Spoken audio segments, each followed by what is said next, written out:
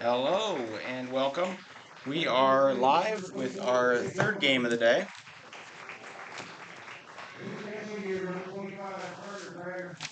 This game right here is going to feature the Expos of Post 22 playing for second place with Mitchell Post 18.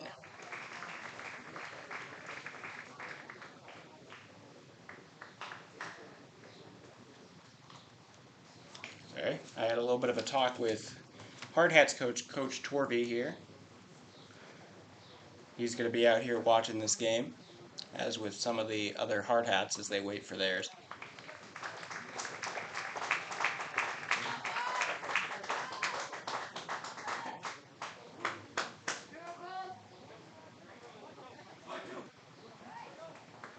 Expos went 4-0 in pool play in Pete Lean. And are 20-2 overall. Hard Hats themselves lost to Mitchell.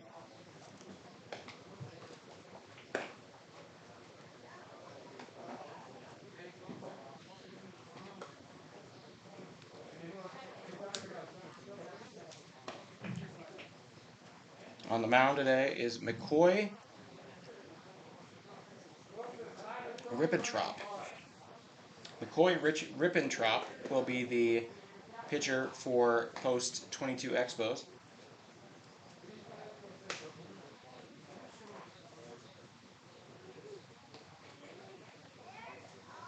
Rippentrop getting the nod for the big game. Thank you all for being here. I still have to write out the starting lineups here.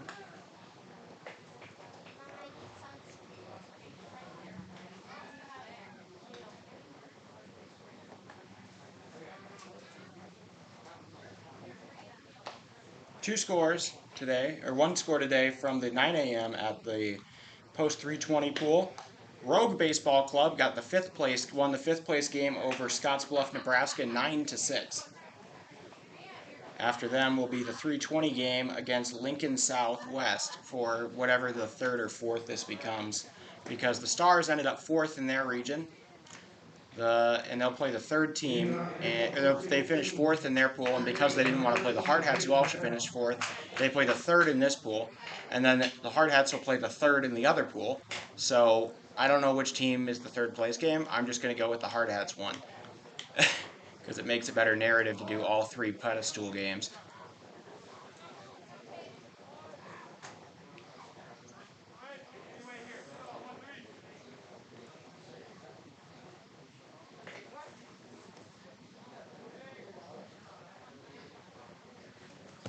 Alright, I'll be back in a moment, I think.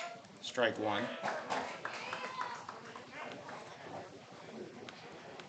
I'm going to run over real quick. Let's hope there's not a home run.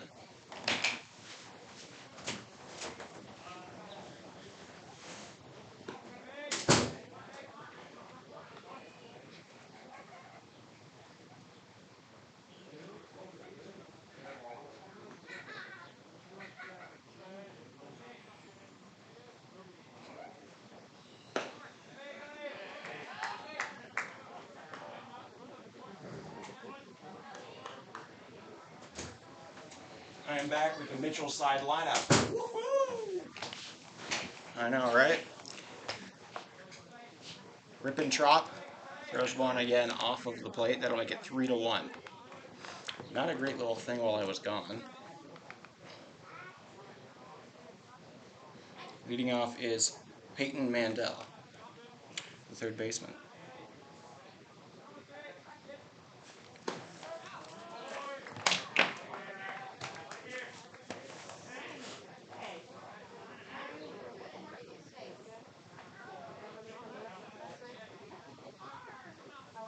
All right. Parker Mandel will follow up once this is over. Full count. Driven over to the shortstop. Play to first is on the target, and that'll be out number one. Expos retire the first player for Mitchell. Parker Mandel The Mandels led off this entire tournament for post 18 Mitchell, and they have had very little success, I'd say, as a leadoff group. Given the expectation that comes with leadoff.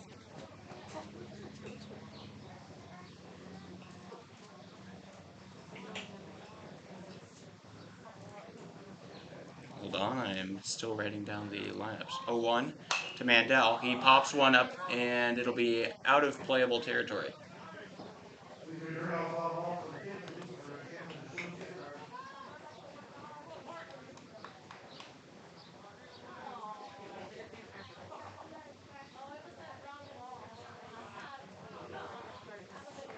Mandel now looking at an 0-2. Time called on Ribbentrop there.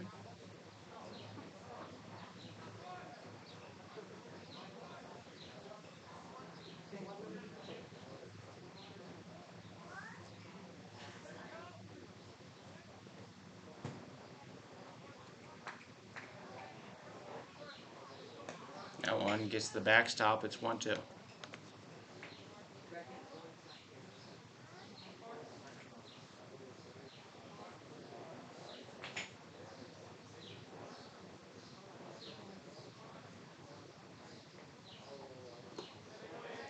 Also in the dirt, 2-2.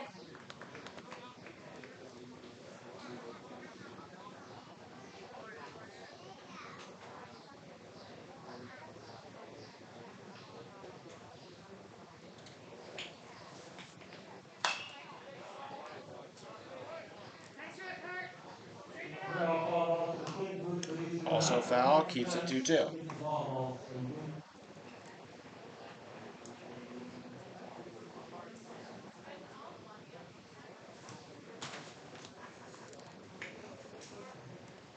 Fighting Mandel.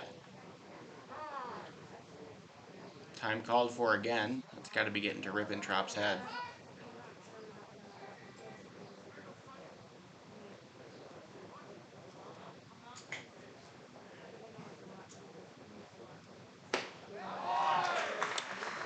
That's going to be a strikeout for Ribbentrop. Out number 2 reported.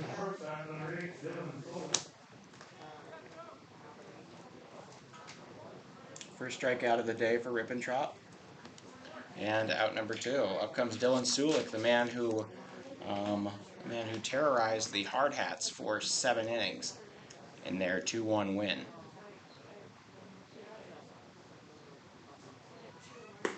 That one's slow and over. That'll be strike 1.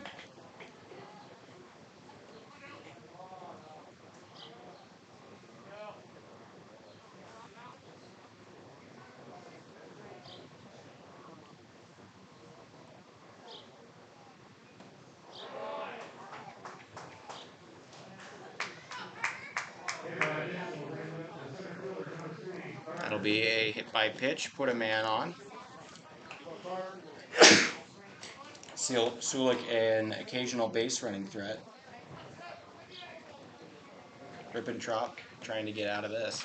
He's going up against Carter Simpson, the center fielder, who is batting cleanup.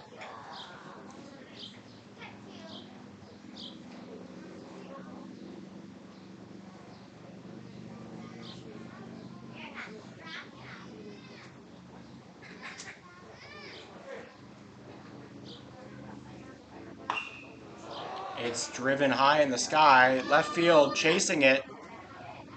Play is made! Graydon Jove able to get that, and that'll end the top of the first. Hard Hats surrender no runs, only allow 1 base runner on a hit by pitch. And going into the bottom of the second, it is 0-0. The Expos will get their turn.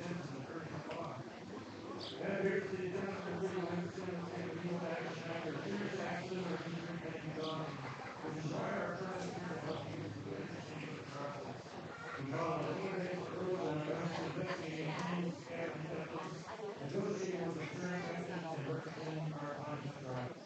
We usually didn't we don't just use one attorney to represent our cases. We did an entire team of very capable and competent attorneys.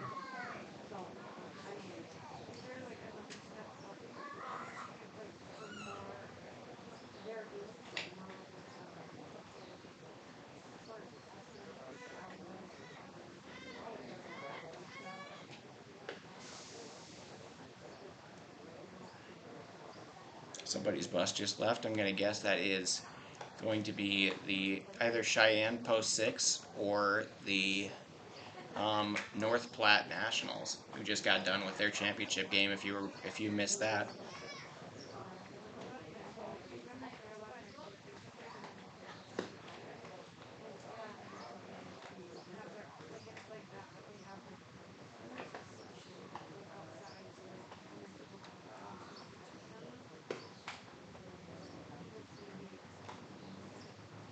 Doing some warm up there is the pitcher today, Landon Waddle.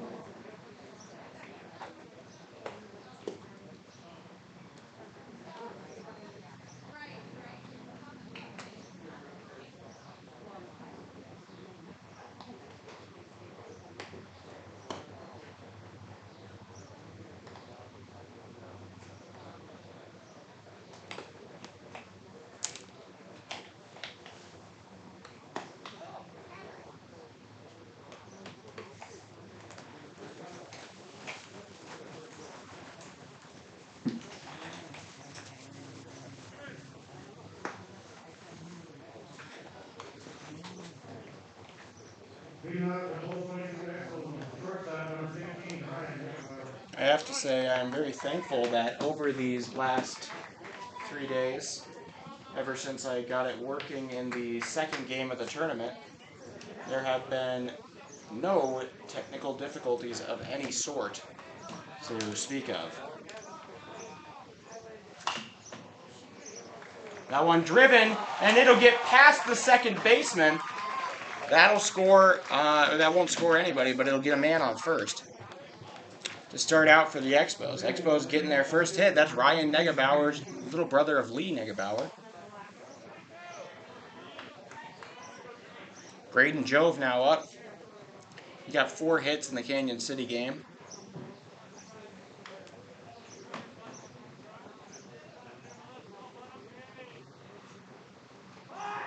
Almost a bunt. Not. He pulls it back. It'll be 1-0.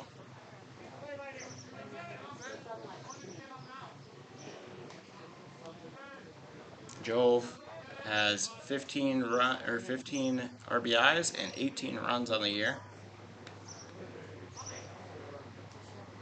Negebauer, a big stolen base threat. He's tried to steal 22 times, and he has been successfully safe 21 of them. So he's 21 for 22 on steals.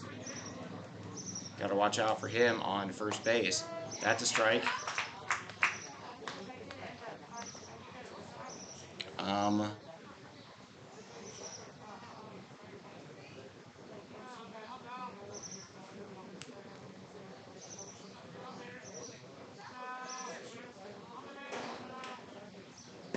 Juve bats .435, a very impressive mark. That's going to be a ball. And his OBP sits all the way up at 500.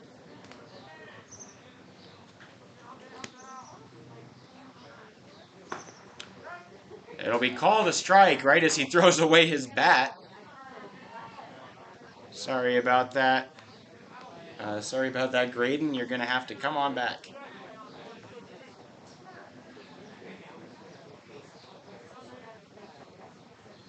Plenty of families out here. That one fouled. It'll stay full.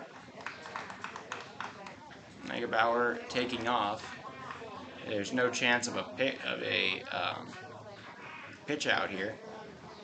But if the strikeout happens, then he'll get extra room and he'll go back to first. He's safe.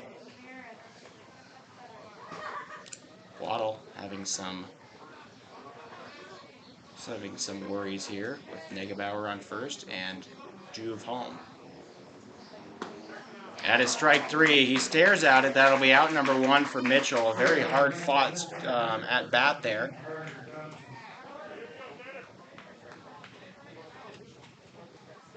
First strikeout of the day for this Mitchell team. That brings up Carter Johnson. Johnson, the team leader in average at 469. He has an OPS of 1.194. He is a tremendous hitter.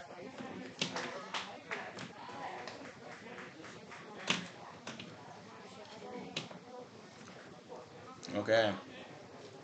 Johnson, the DH today.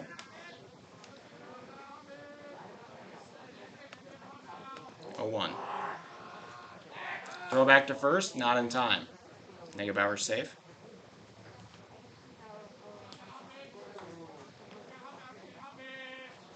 Plenty of former Expos in attendance watching. Hayden Lighty, River Walters. Both of those players were Expos last year. Swing and a miss. Negebauer headed for second and safe. He is 22 for 23 now.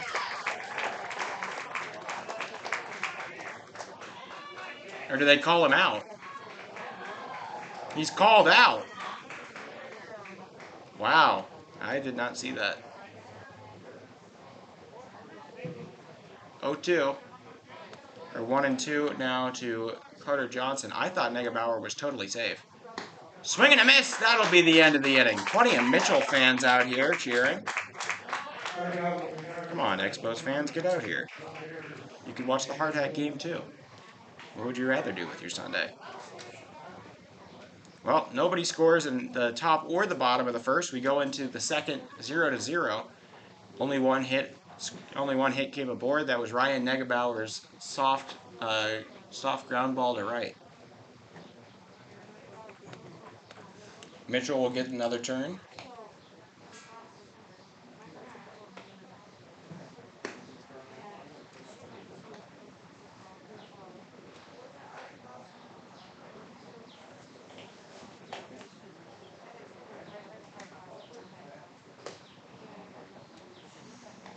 So 2 more games left in this tourney here on Hard Hats TV. Hope you guys have enjoyed everything.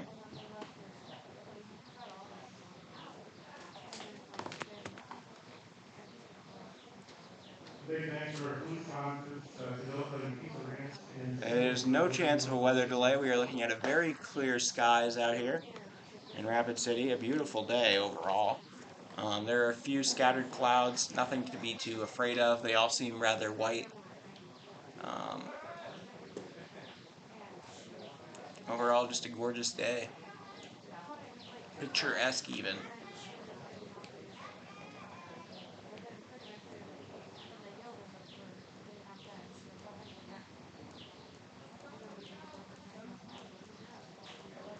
Rippentrop.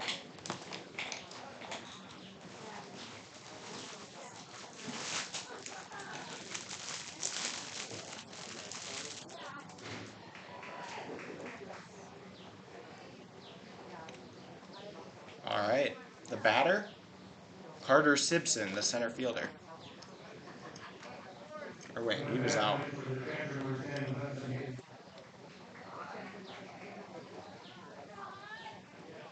This is Hudson Haley, the catcher.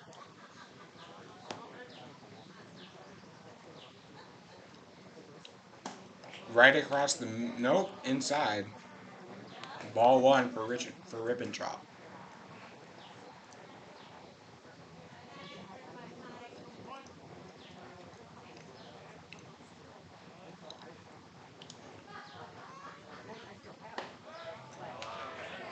Right down Main, 1-1.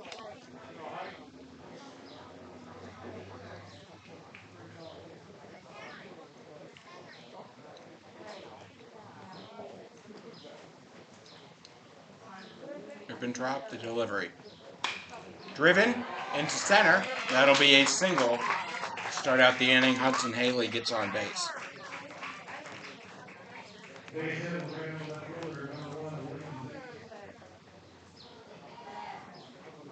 This is without a doubt the highest caliber game that the Expos might play this, or have played this year, and might be the highest that they play the entire year. You know that they will give it everything they've got.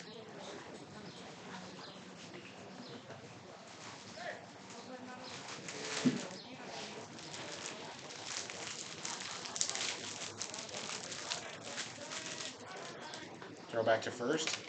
No problem. Haley gets back.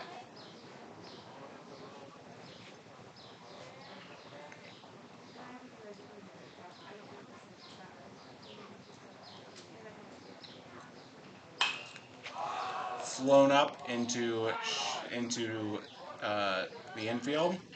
Good catch there. Out number one recorded by the second baseman, Fly out to right Aiden center Roberts. field, number 2, Carter Miller. That'll be out number one.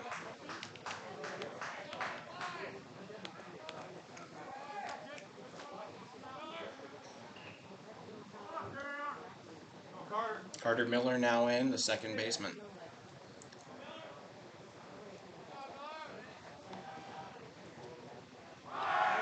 Running for second, taking off, that is Haley. He's going to get safe.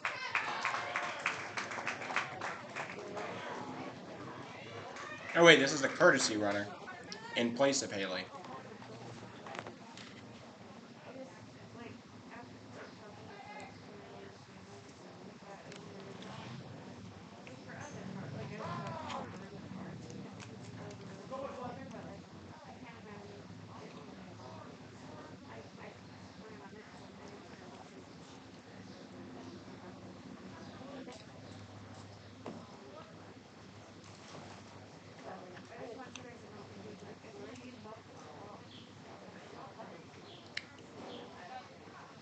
Pinch running right now.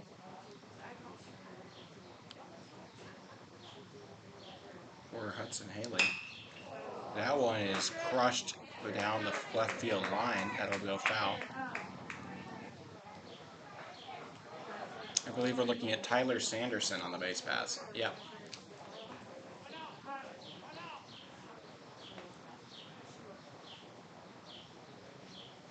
Tyler Sanderson, the one on second.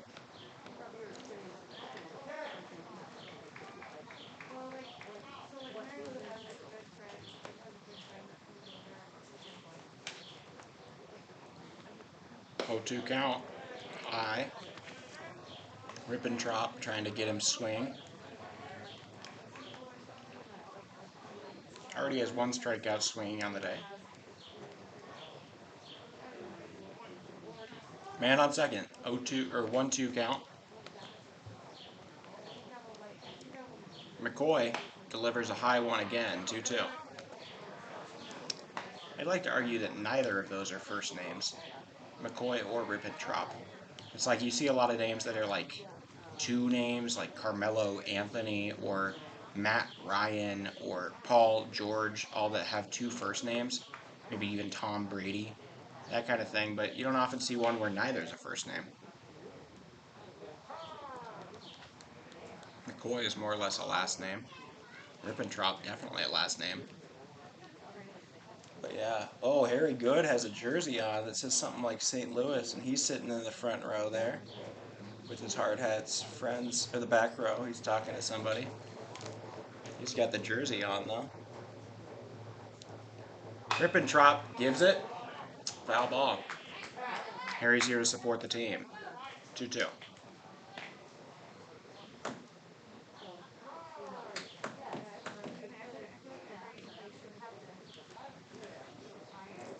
All right, 2-2. Carter Miller, a little bit of a talk to. Rippentrop gonna get some instructions as to how to finish out this at bat. To Carter Miller. A really bright yellow batting helmet there. I don't know if he didn't get the memo, but I dig it. But it's definitely not what the rest of the team has for batting helmets. Carter Miller stands out from the bunch. All right, the 2-2. Rippentrop sets up.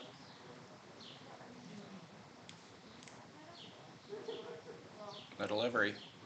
That one's in for strike number 3, and that'll be a strikeout. He was able to put a soft one over. The batter really hoped that the umpire didn't see it, but he did. That'll be the second punch out, the first one looking for McCoy Rippentrop. Rippentrop, a very fun name to say. Now up comes Colin Stange. He's the right fielder today. He drives one into left. It will get down, and it bounces high. The throw home. Gonna beat the runner, but it's mishandled. A run will score for Mitchell on the double, or single. The ball muffed there by the catcher, Brager, and that'll allow a run to score. Tough break. One run will score for Mitchell. The throw from from Juve was in time out of left, but it did not matter. The single turned into a double by the pass ball. Gets the man home. Still 2 outs for Stangy. Or not Stangy, this is Landon Sulik, the little brother of Dylan. A lot of little brothers in this game. Also, between him and McAnally, between Landon Sulik and Landon McAnally, we have 2 little brothers of star players and pitchers, two-way pitcher shortstops that both are named Landon. That's kind of a weird thing. 0-1.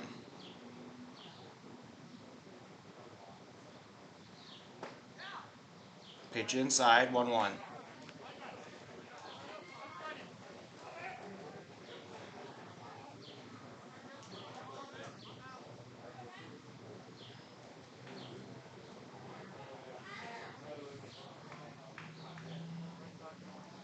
Swing and a miss on that one.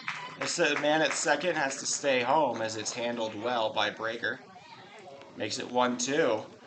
Rippentrop pulls that one, pulls the string, as my dad would say on it. Sulik, the 1-2.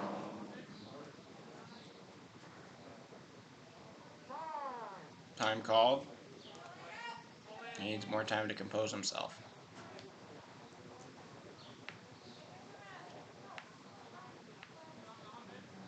Rippentrop.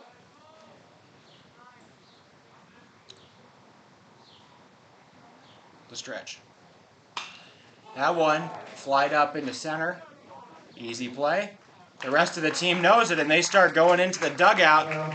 Mitchell scores 1 on a dropped ball at home plate. And in the top of the second, Mitchell takes the lead 1-0. In that inning, there were 2 hits.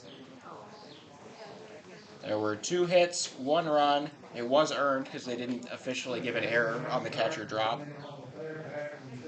No errors, and 1 man was left on base. So, there we go. Coming up next, Hayden Burris, Lars Kiefer, and Aiden Roberts will hit for the Expos. Expos were able to get on base first in this game with a single from Ryan Negebauer.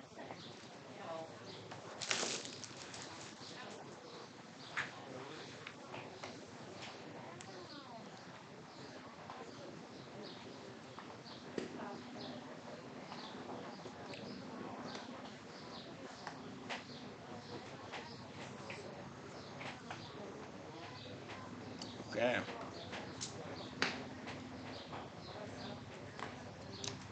Waddle, come back out.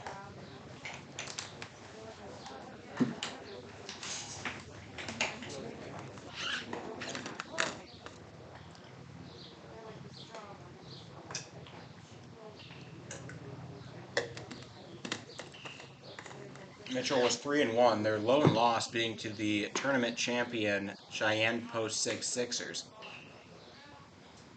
They beat the Post 22 Hard Hats. Can they beat the Expos? You would think so, but I don't know how it works that way. There was a special pitcher, Dylan Sulik, on the mound against the Hard Hats. And it's a different team. River Walters shows a funny image to his friends. Ball 1, taken here by Burris.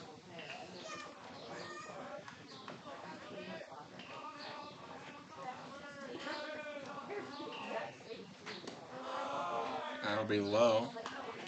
Burris, a prolific base stealer when he gets on the bag. He is also a 395 hitter and a 478 OBP player. He's very good at watching balls go by. He does so 3 times to start out this at-bat. 3-0. He'd love to get on base to start this thing out. Down and away, 4-pitch walk puts on Hadley Burris. Or sorry, Hayden Burris. To start out the inning. 1 man on, no outs. Up comes Lars Kiefer. Lars, a 366 hitter, with a 518 OBP. A very good walk taker himself. That'll be a strike. You'll watch it go by.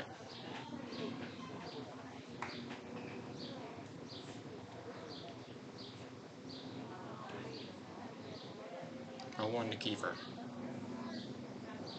Brother of Wilson Kiefer. Foul ball. Third baseman a little upset by that. He went all out for it, and it's not going to matter. 0-2 now to Lars. I did receive bad news in my talk with Coach Kelvin Torvey, the Hard Hats coach today. I did learn that while sliding into third on a stolen base yesterday against Laramie, the star shortstop Wilson Kiefer has had a fracture in his hand that it will cause him to miss 4 to 6 weeks. That is a major blow. He was the defensive backbone of the infield for the Hard Hats, and he will not be able to play for a while. And Wyatt Reeder still out with some sort of growth plate issue in his hips. 0-2 to Kiefer. Swing and a miss. Strike 3. Out number 1 there for post 18 Mitchell. Second strikeout, first one swinging for pitcher Waddle. Still a man on first. They check back in. Burris not going anywhere.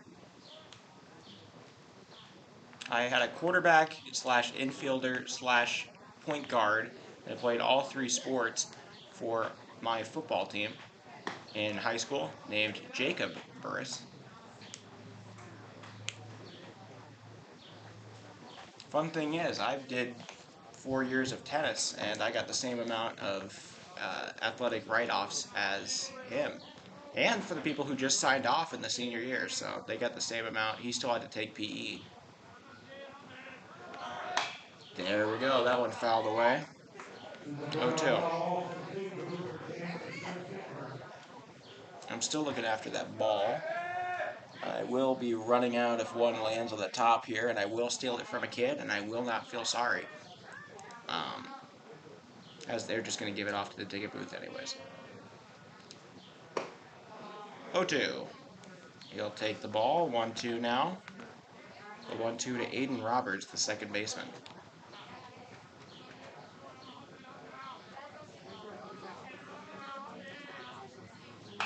That one. He drops to a knee as he puts a single into center. Burris turning for 3. He'll get there. Safe.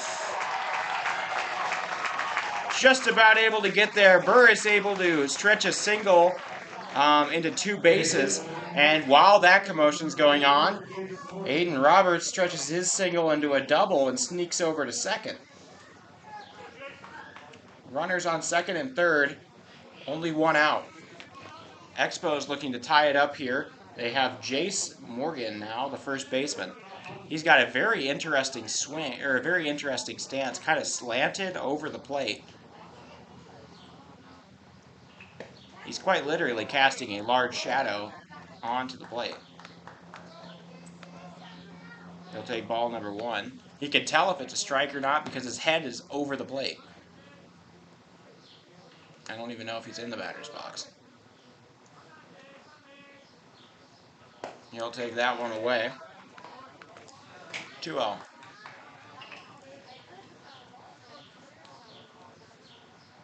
2-0 to the lefty. That would load the bases for the catcher Carter Brugger if they can do this. Or Breaker. He'll take it on the ground. 3-0 now. Mitchell going to have a little conference with their pitcher.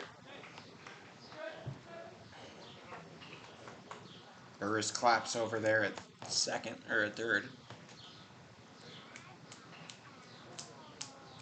The Expos giving a lot more than Mitchell, I bet, expected. Mitchell sort of out of pitchers. They'll have only a few that they have on their roster that they want to pitch. Here.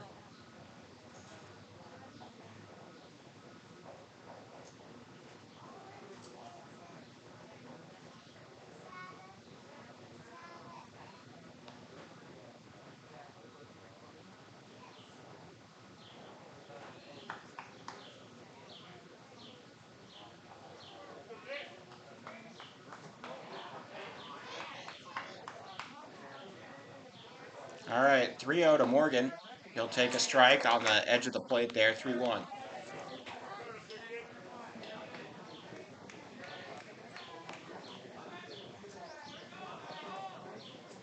Swing and a miss, or foul tip. Full count now. Whatever the coach said to Waddle in the conference, clearly working. Full count, 1 out. Men on second and third. Throw to Morgan, foul.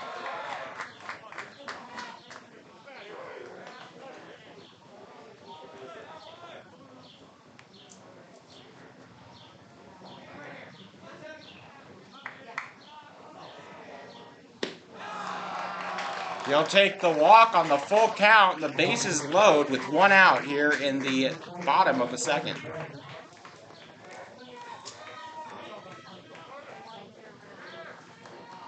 Carter Brager trying to make up for the run he allowed by muffing the throw from left.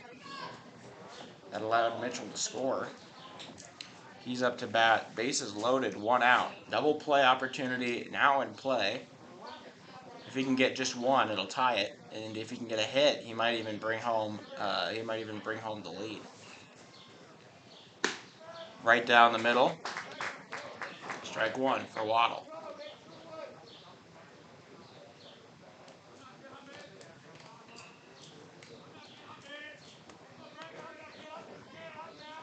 Thank you all for joining us. Expos here in the second place game. The bunt put down, and what a grab from the catcher, or for the pitcher. He stretches out, uses every inch he's got, and what a play from the pitcher, able to save whatever would have been a sacrifice bunt, an RBI sacrifice bunt from happening. Carter Brager's bunt is incredibly caught by the pitcher there, Waddle.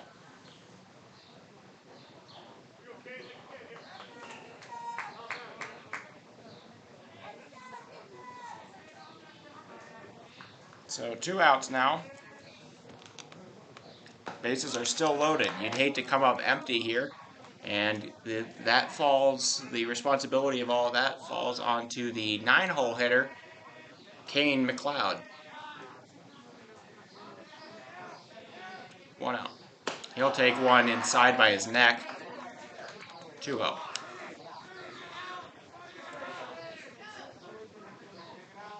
I see Wilson Kiefer with his hand bandaged in gauze, standing there, watching his little brother on the Expos here. I see Ridge Inhofer here. He's back and available. He's been out a few games. 2-0.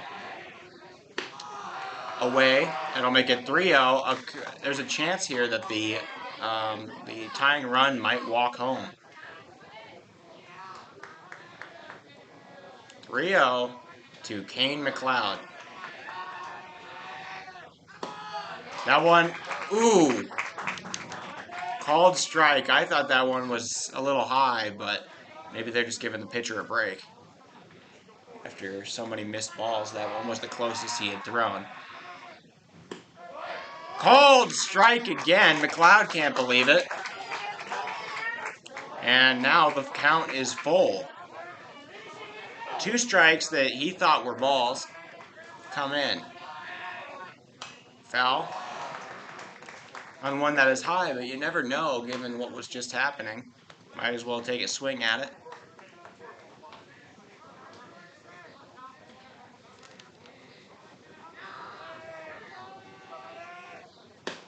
He'll take that one definitely high, and it'll walk in a run.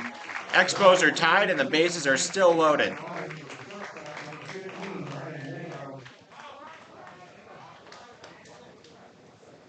Coming home is Hayden Burris. Now Ryan Negebauer, the leadoff man who started out the game with a single, up to bat.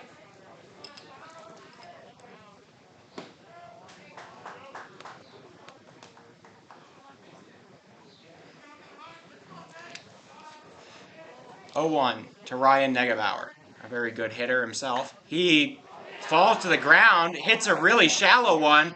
If he didn't fall, I bet he would have gotten to base, but that will be a ground out. He was trying to protect his face, and he put his bat out there and accidentally got a hit that kind of worked. He was not expecting that, so 3 men are stranded. The bases loaded only scores 1, but the Expos are tied 1-1 now. That was a little freaky play.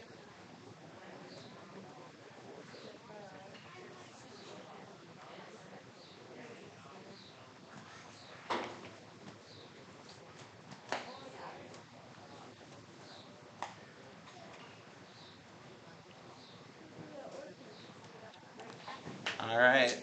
Well, thank you all for watching. If you are watching and you're enjoying this, give it a like. It helps us reach more people. We had a guy from Canada come in last night who said that the YouTube algorithm fed him this video. He subscribed. He was enjoying the hard hat. So, we're trying to get more out there. If you enjoy this, give it a like. That helps more people see it.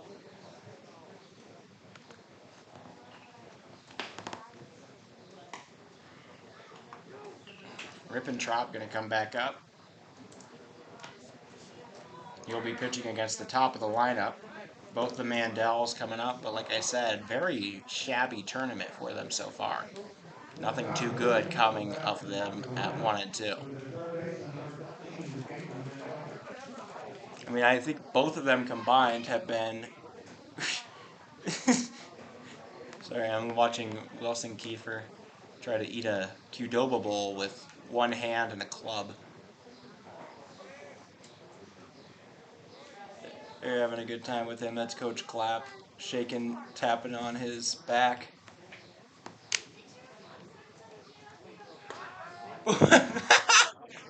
What just happened there? Rippentrop throws a looping curve.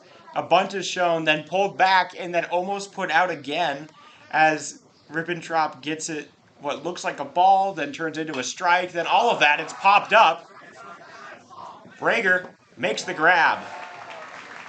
Out number 1 in the books. Mandels combined still unable to get a hit.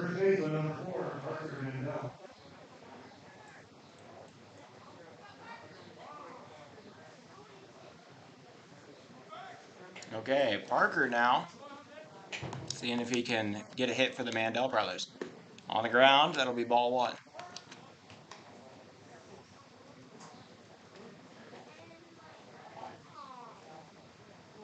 Rippentrop doing pretty well so far. And what is the biggest game so far of the year for Expos? It would be crazy if they finished higher than the Hard Hats and got the win over the team the Hard Hats couldn't. That would be something for the underdog. 1-1. That one fouled, not into playable territory, but close. 1-2.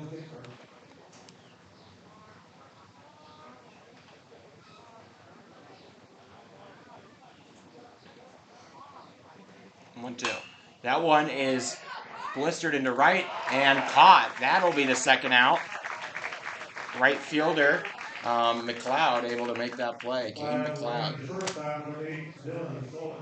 Dylan Solik now up. He was the man who held the Hard Hats to just 1 run over their 7 innings in the 2-1 win Mitchell had on Friday night. He also got a single in the first.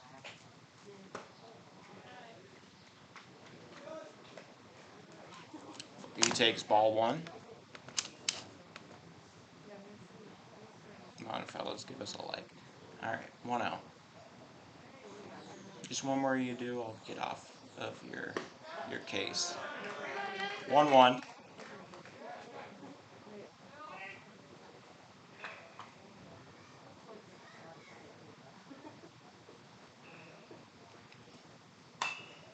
Fouled.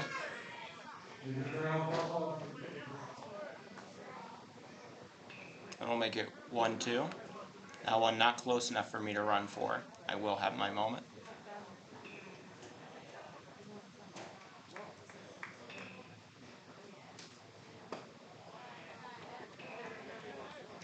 Two.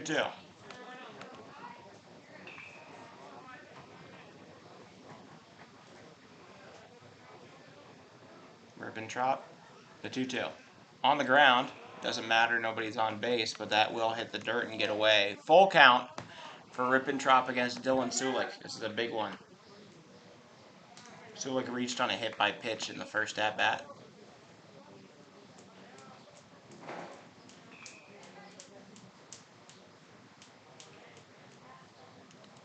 The payoff pitch. In the dirt. That'll be an easy walk there for Dylan Sulik. Still 2 outs. This is the exact same situation that happened in the first. Both the Mandells get out, followed by Sulik getting on base, and then Carter Simpson flew out to left in foul territory his last time up and stranded Sulik. We'll see if this will happen again. Throw back to first. Off the mark. Sulik going to get over to second. He might even go for 3. He's going to go for third. The throw way late. And effectively a 2-base steal on the checkoff, or on the pickoff attempt. I've only seen, I think I've seen twice as many fails on pickoff attempts than actual picked off batters. And then even when you get to the pickoff, most of them are out, but that's going to be an E1 on the pitcher. That one drilled into right. That will score Sulik on the single. Carter Simpson puts Mitchell back in the lead with a single to right. It will not be charged to Ribbentrop, though I think that's a kind of a BS rule for a lack of a better term, because I think you should earn the runs that are errors on the pitcher. Like, those are errors from you, you know? But anyways, RBI single there for Simpson. He might go off to second.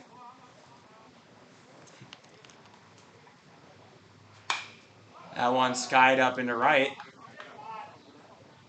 McLeod grabs it, and that'll be the end of the inning. Mitchell somehow gets another run out of that after the first 2 were retired by Ribbentrop, and Mitchell now has the lead again going into the... Oh, sorry, that was the top of the third. We're going into the bottom of the third now. I forgot to change that.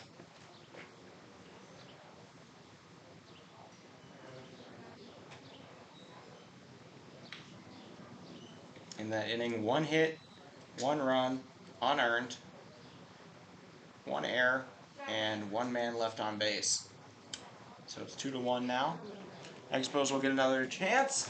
I bet they wish they cashed in more than just the 1 run with the bases loaded.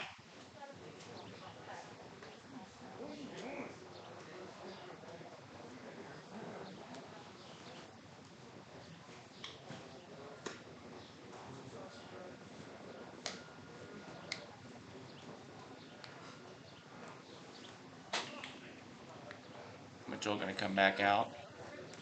Waddle showing a little bit of his wild side to start out.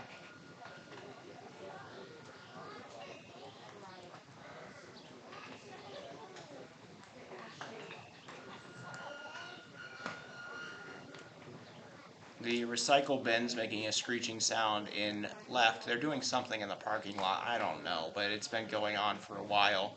They're removing a ton of foliage right now, and that got moved into a corner. There was the bin with all the with all the branches and whatnot, so that's what the squeaking sound was that you heard.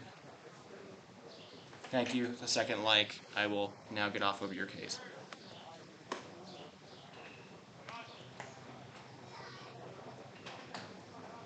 Starting off for the Expos, left fielder number 19, Braden City.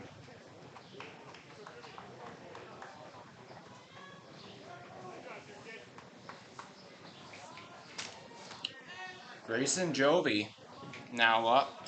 He's one of the best hitters on this team, both an average and an OBP. The first pitch strike there from Waddle will make it 0-1.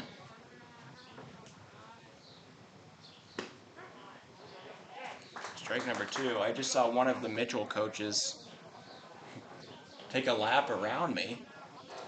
I don't know what he was doing out here, but he was on the concourse just now. 1-2.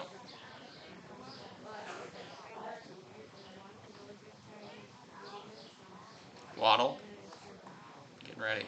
Jovi smokes that one foul. That was a lot of good contact there for Jovi, but he got to it late.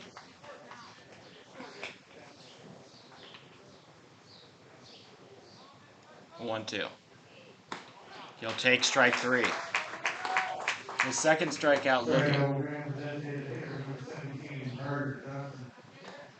He's the third strikeout victim for Waddle. Carter Johnson coming out now for the Expos. He struck out swinging his last time up.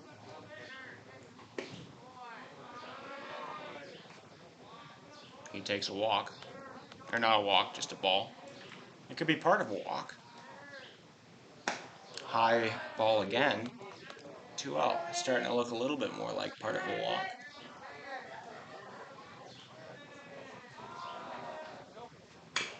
Foul ball. Great catch in the dugout by somebody who was wearing a mitt for some reason. Weirdo. 2-1. Inside. Doesn't hit him. Gets really close. 3-1.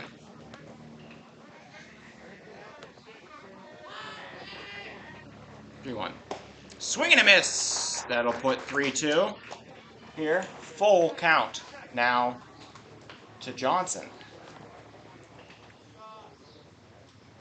Carter Johnson strikes out swinging. That'll be out number 2. Back-to-back times, really good at-bats moved into a strikeout.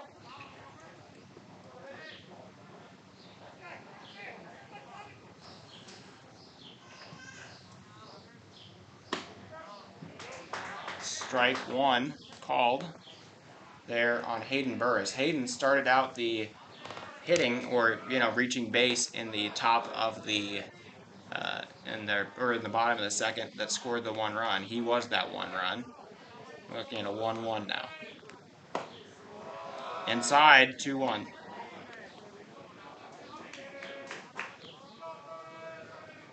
Remember, 4:30-ish because of a delay due to how long the championship game ran between Cheyenne and North Platte. 4:30-ish, the Hard Hats will play their game against Rogue. That one called the ball, full count again. Let's see if they will not strike out this time. Expos having some trouble with the full counts. Waddle delivers.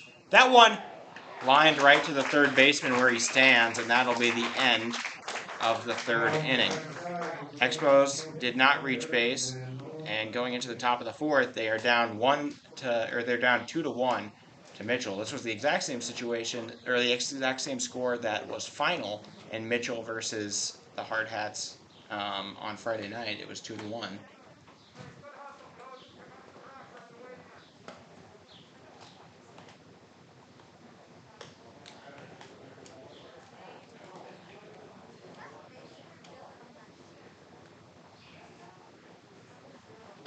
Tons of people out here on a Sunday afternoon for Championship Sunday of the 4th annual Black Hills Veterans Classic.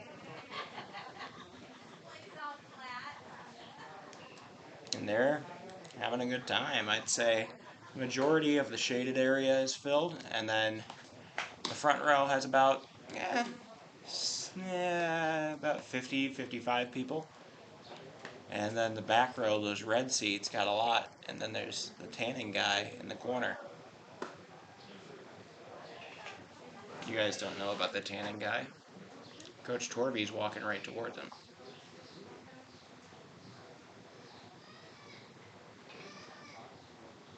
They make eye contact. There you go. There's somebody out there. No shirt on and left. Covered in oil, tanning out. He's been here most of the time for the Westco games, I noticed. But those also just kind of happen in the middle of the day. Maybe those are the prime tanning hours. Rippentrop throws a really nice curver, and that is not given to him. That'll be a ball. I thought that could have been over.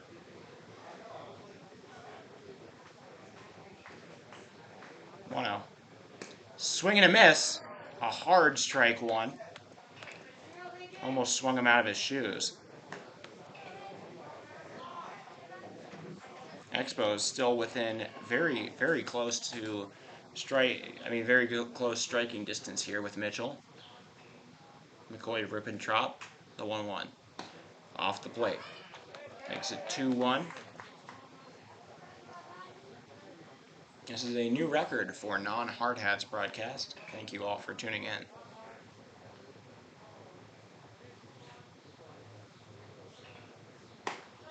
Strike.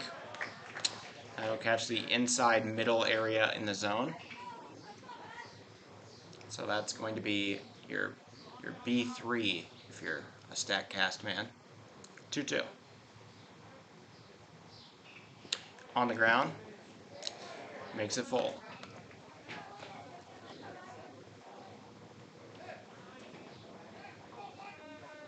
Full count now to the batter, Lincoln Bates. Full count. Called high. That'll be a walk for Bates, and once again, Mitchell starts out the inning with a man on. They did so in the second, and they were able to score him. And then there was just kind of a freak thing with 2 outs and a error on the pitcher that scored the second run. It'll be a walk for Bates, though. Bates has had a great tournament. He's made up for the Mandels. So 1 on, no out. Bates a little bit fast. He goes, but it's fouled off, so it does not matter. 0-1.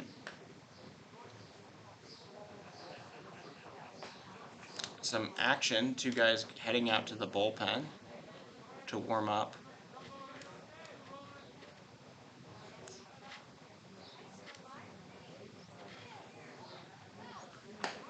Going for second is the runner. The throw is in time! Great play there. The pass from Barger, able to get the man. Bates caught stealing, and a great tag applied there from Aiden Roberts.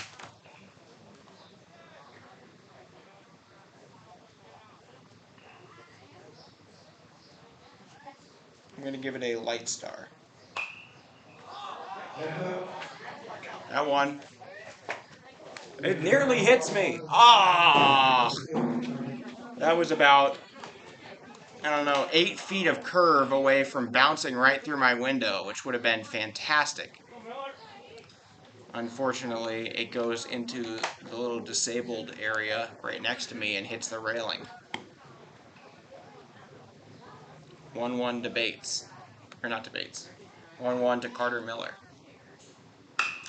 Drilled up the gap into left field. That'll be a single. Carter in his bright helmet.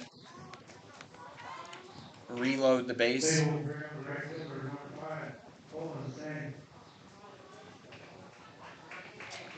Colin Stange now up.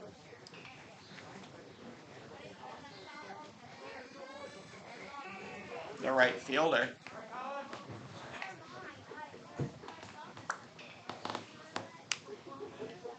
Looking at Carter Miller.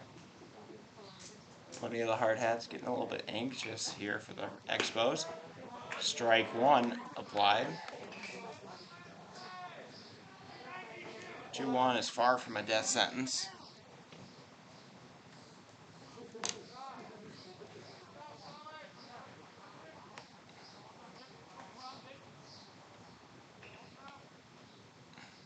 Oh, 1 to Stangy. Rippentrop gives one. That's hit to third. The throw to second. Good. Throw to first. Also good. That's a double play.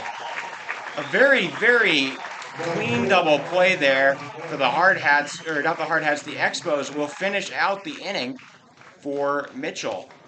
That was, the throw beat both of those players for Mitchell by about, I don't know, 2-3 strides on each of them, and no problems from defense. That'll make a 5-4-3 double play.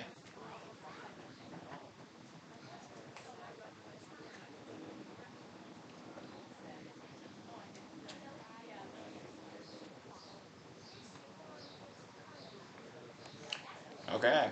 Well, despite letting 2 guys on, they faced the minimum. That's kind of a weird thing. Lars Kiefer going to lead off. His brother with the cast on his hand. I don't know if it's a cast. It's definitely gauzed and bandaged. Apparently he broke it in some serious way when he slid into third last night against Laramie. I might add, he played the rest of the game. He's our best defensive he's by far our best defensive shortstop and maybe even the best defensive player on our team. Had him to Wyatt Reeder and add him to Reeder and Amarion Saylor as 2 injuries right now. Luckily, Rich Inhofer is back available, but as Coach Torby said, we almost had too many infielders, and now we hardly have enough. Or we almost had too many middle infielders, and now we hardly have enough. They still have Peyton Tipton and Don McKnight, but the middle infield and the center field right down the middle has kind of just been bowling balled out with injuries.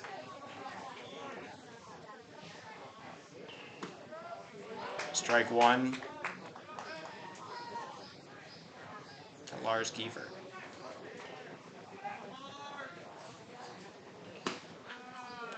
That's pretty much the same ball, but it's called a ball.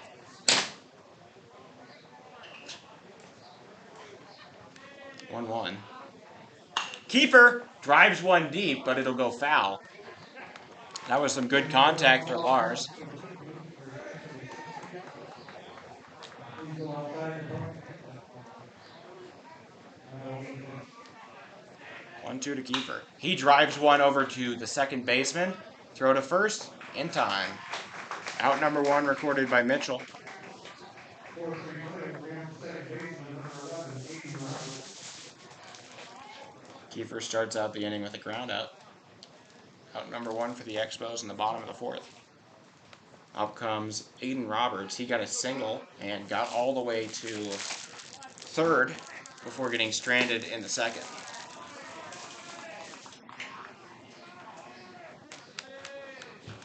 He'll take a ball 1. That's a strike right over the middle, 1-1. Good control here from the pitcher.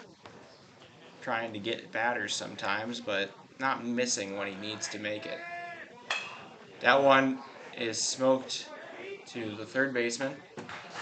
Play is made. That'll be out number 2.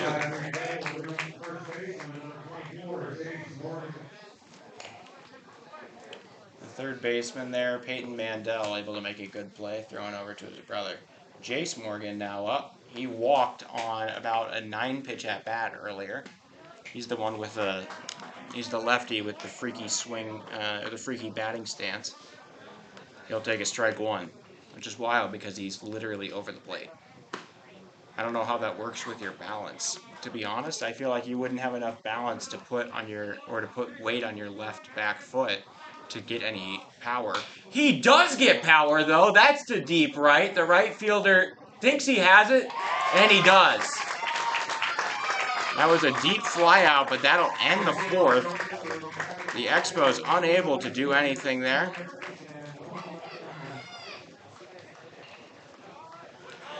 Okay, well, top of the 5th coming up. That was good by the right fielder, Colin Stange. Ribbentrop will come back out to pitch the fifth. He's only allowed 2 runs. One of them was earned. The other one wasn't earned because of his own error, which is kind of a weird thing to me.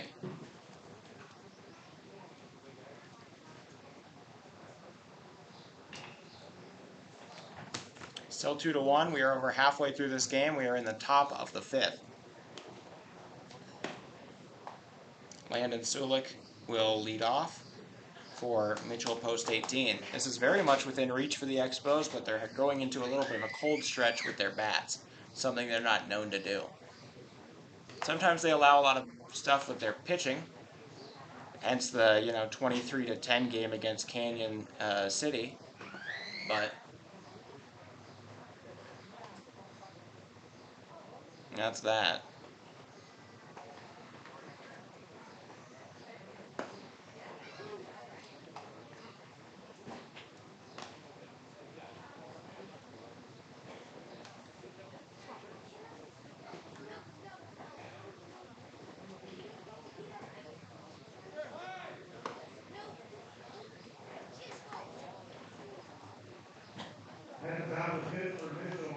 I'm starting to calibrate a strike zone while looking from the corner. Remember, this is our second to last game. Coach Torvey currently using his phone. I wasn't aware he was able to. I'm just kidding. I text him sometimes. One man is setting up in the bullpen, though, for the Expos, but Ribbentrop will come back out for the fifth. Landon Sulik, he flew out his first time. That's going to be a strike. He left the batter's box going on that bunt. So 0-1 now to Sulik.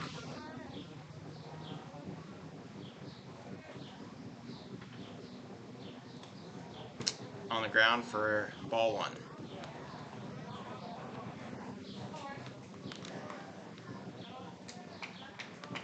Come on, guys, you gotta be a little talkative. Give me something. Where are you guys watching from? 1-1. High and inside. That'll make it 2-1.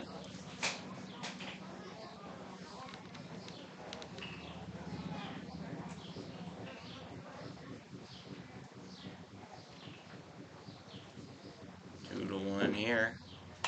Fouled off of the batting structure, which has suddenly become caked in white marks from all the balls hit against it this tourney.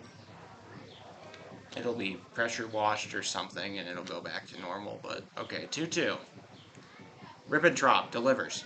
High. Full count.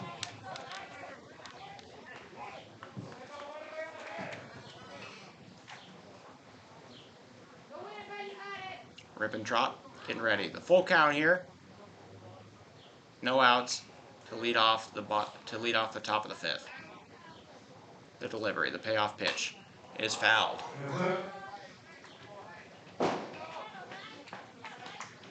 Bounces off the canopy and back into that corner again. I swear everything goes specifically into that corner. I only rarely see a concession ball.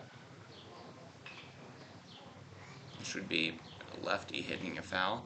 Full count. That one is grounded up the middle. Second baseman makes the play. Out number 1 recorded. That was a big one. Ribbentrop able to retire the first man for Mitchell. And up come the Mandels. They're still hitless combined and have not had a very good tourney. Unless they scored 1,000,000 in the one I didn't broadcast. I don't think they've had one. Have I? No, I broadcast their Huron. I broadcast their... That one is drilled and flown out to left center. The center fielder calls for it. He makes the grab. That'll be out number 2.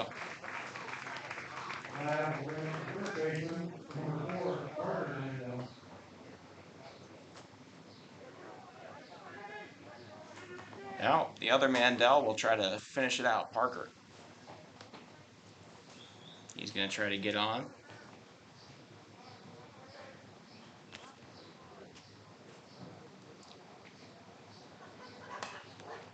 Parker fouls that one back. Strike number 1.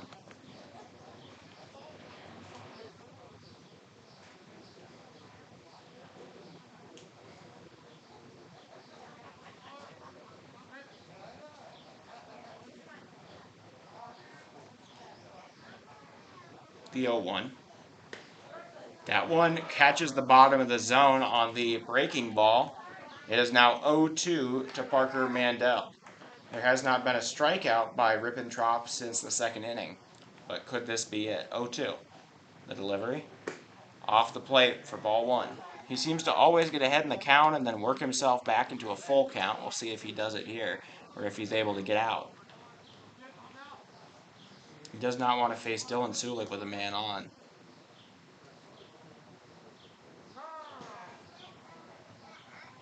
Time granted. Sulik will be batting at, he'll be playing at Northern State this upcoming season. That one is grounded back up the middle and muffed by Ryan Negebauer, allowing a man to reach base on an error. Tough one for the Expos. They really wanted out of that, and now Dylan Sulik gets a chance to hit with a man on. It's not what they want.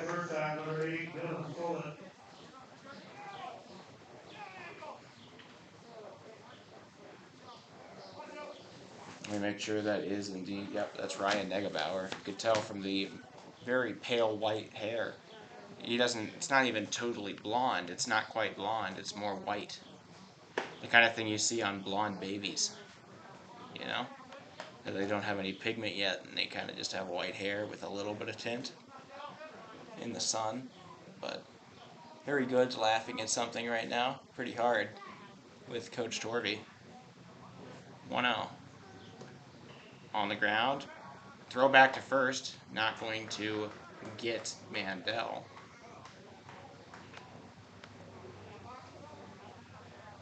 Man on first, 2-0 count, 2 outs.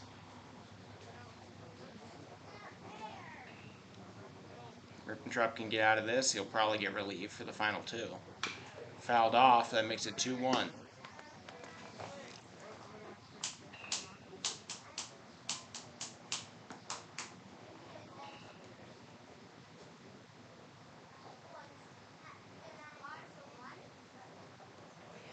The 2-1, they're going to check in on the catcher. The Expos apparently some trouble giving signs of some sort. Is Anderson going to be relieved, or what's going on? They're having a conference at the mound with the first baseman. Is Rippentrop free? Is he going to keep on pitching? Are they going to make sure they know their signs? I'm not totally sure. That's still Rippentrop. They were just checking to see that Rippentrop's arm was okay, or the hand of the catcher was okay, I suppose. It's a 2-1 now here to Dylan Sulik. He's reached base both times he got here, on a walk and a hit by pitch. Rippentrop gives him one inside, but not far. It does. He says it hit him. Does the umpire?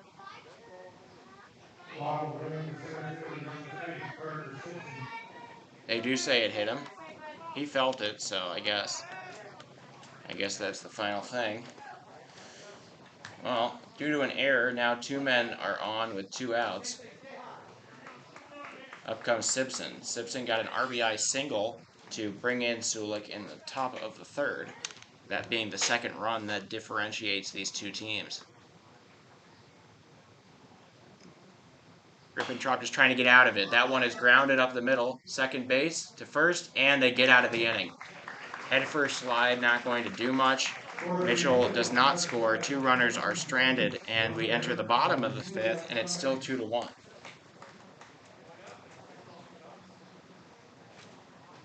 Baseball fans, at this time, if I could get all of our veterans, active duty military, healthcare, and first responders to please stand up. Honoring some veterans. Since 1725, those who served veterans and made personal signs, we have promoted recognitions they were born. Since then, police and veterans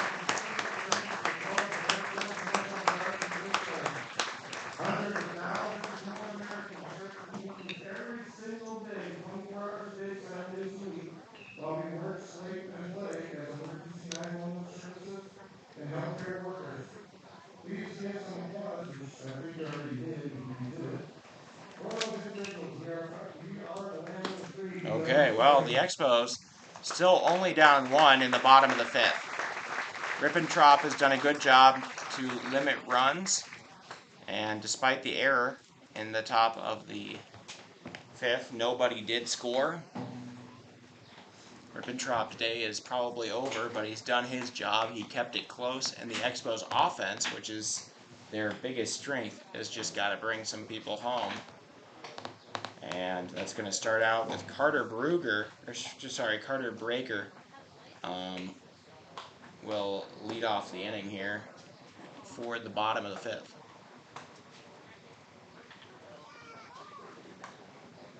Last time up, he hit a bunt with the bases loaded. That was an incredible diving grab by the pitcher Waddle, who will come back out.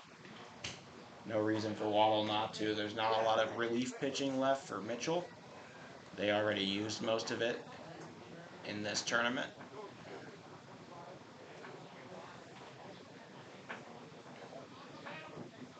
Shout out to my mother, Siobhan, and girlfriend Carissa for this broadcast.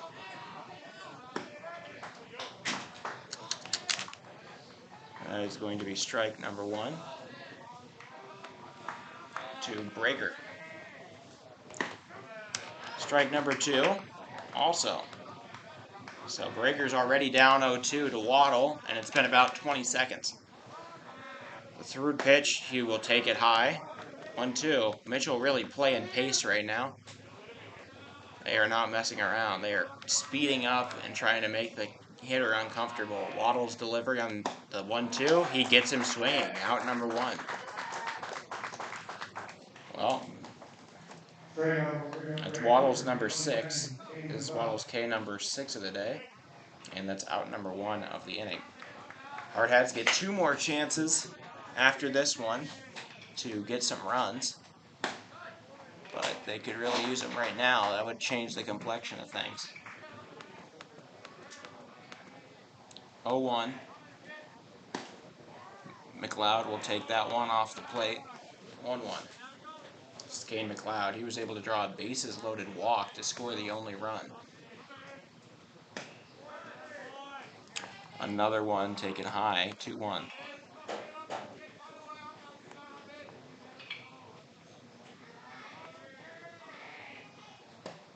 Also inside to McLeod, 3-1. Like I said, he drew that walk with the bases loaded. He's used to high-pressure walks. He'll take another one. Man on, 1 out now. As Kane McLeod takes that. Back to the top line for the shortstop, number 15, Ryan Nickelbauer. Ryan Negebauer now up. He grounded out into a force out with the bases loaded when he was trying to just protect his own face earlier this game. Other than that, a leadoff single in the first started out the Expos, and then he also had an error on defense in this last inning. He'll take that for a strike. 0-1.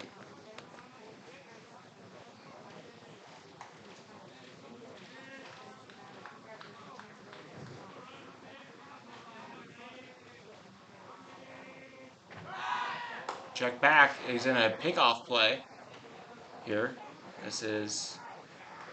They're going to try to chase him down. They missed him, but he stepped out of the base pass. That'll be an out. The pickoff works, and Kane McLeod is picked off for the second out.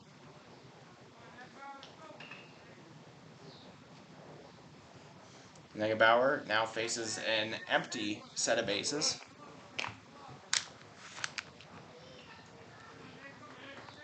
3-1.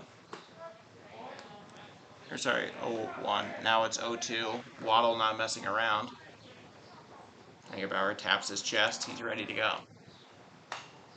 He fouls that. Interesting thing about Negebauer, I know it's partially genetic. He is a righty, while his brother, Lee Negebauer, is a lefty. 0-2 to Ryan Negebauer. That one on the ground. That'll make it 1-2. Yeah, I know it's not entirely genetic, and even if it were, that's not how genetics work, where you always get the same result every time. Just an interesting thing that he is a righty and his brother's a lefty. You don't see that all the time.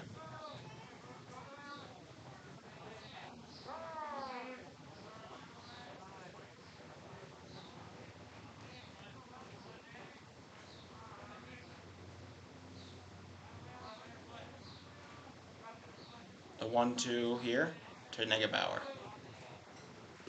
On the ground as well, 2-2.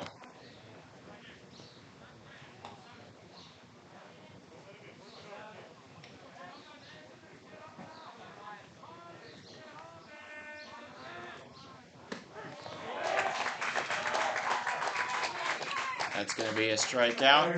Negebauer goes down, and we enter the top of the sixth. It's still 2-1 Mitchell. Waddle able to silence the Expos in that one. That's his seventh strikeout.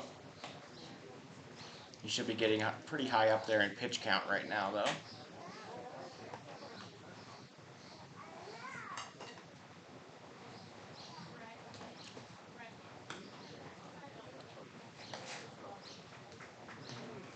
I hear you. It's Mendelian genetics and whatnot.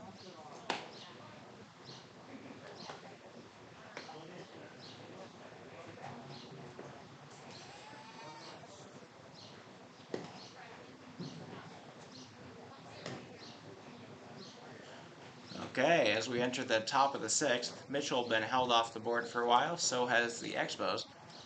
And this is not Rippentrop, we have a reliever, number 22.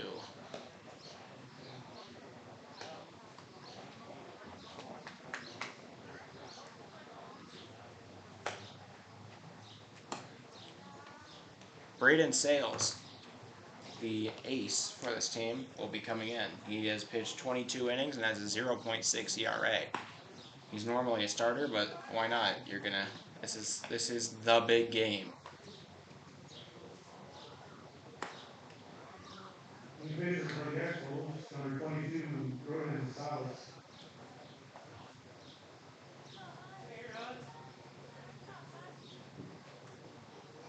Up to bat for Mitchell on the top of the sixth.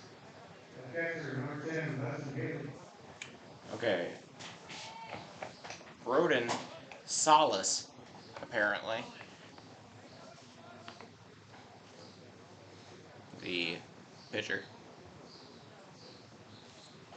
There's a lot of excitement among the birds right now. There's a ton of birds that are nested in the crevices of this canopy and around the stadium.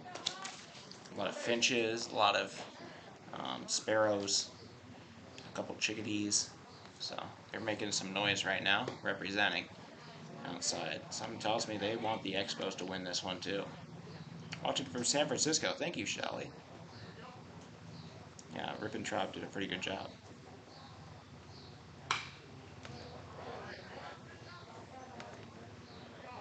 1-1. Hope you enjoyed watching Rippentrop. I thought I did a pretty good job. This is Carter Simpson, or no, this is Hudson Haley. He got a single in the first, and his pinch runner came around to score.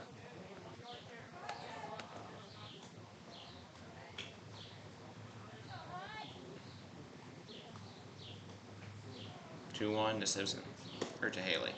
That's gonna be an out. No, I'm way off. That's out of the zone. 3-1.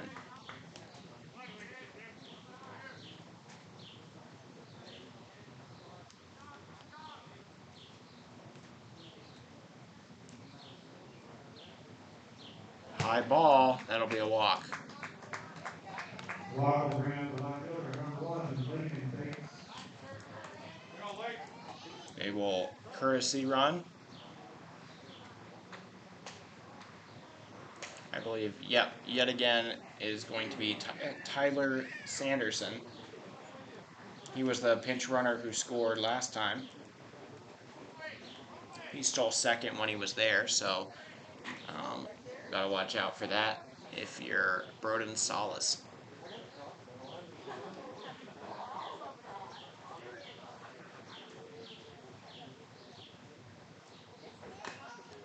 Foul ball. That'll be strike one to the batter here. That's Lincoln Bates. He got a walk and a pop out so far today. We'll keep you updated on whatever the time is for the Hard Hats game, but it'll vary. 0-2. Because that other game ran over, because it was such a good game, the North Platte game versus Cheyenne in the championship. If you missed that, Cheyenne Post 6 beat North Platte 7-2 with a four-run frenzy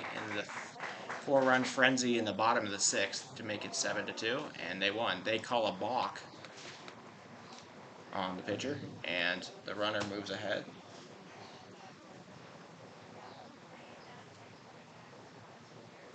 Still no outs. The umpire going to talk with the pitcher talk with the manager to see if that was a balk. The coach for the Expos really wants to check.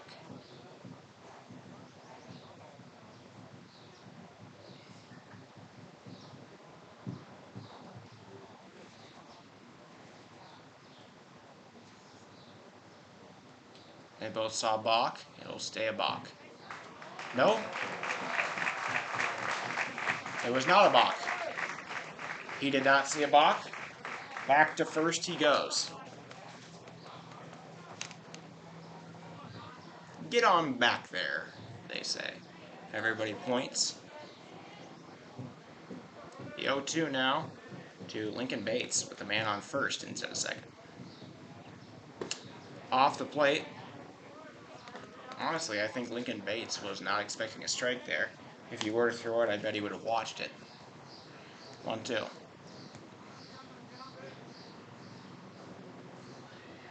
Swing and a miss for Bates. That'll be a strikeout number one for Solace, and that'll be the first out of the inning.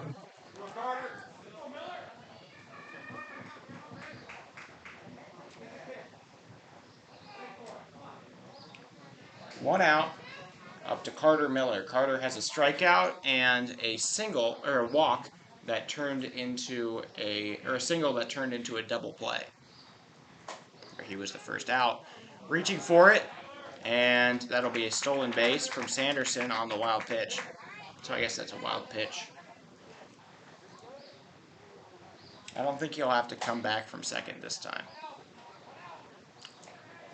So now 1-0 here to Carter Miller.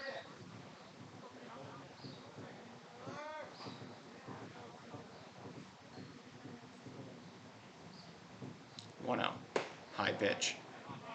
2-0. All the hard hats still just laughing around, supporting their guys.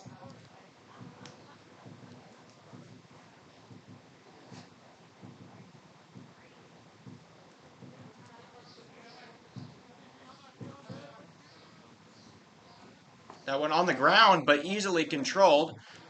The man on second, Sanderson, thinks about going, but after the bounce was caught there, it didn't seem that bad.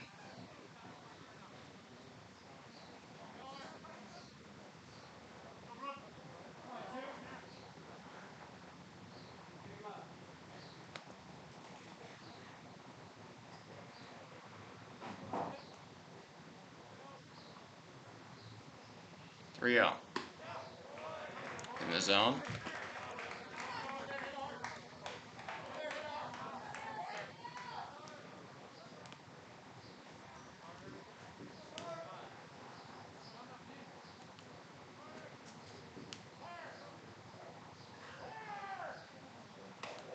That one outside, it'll put another man on.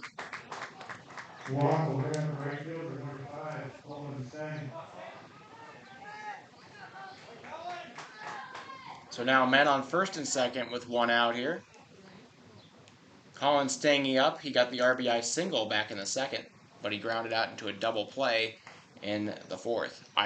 Both of those would probably do the exact same thing as they did the first time up. A single would probably bring in one, and a double play would end the inning with one out here. So Stangy getting ready.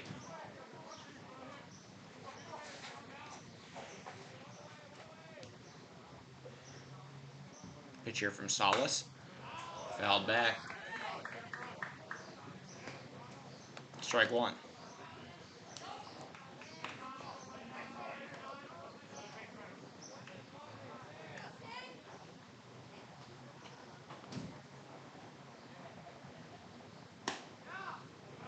Just a little up high. That'll make it 1-1.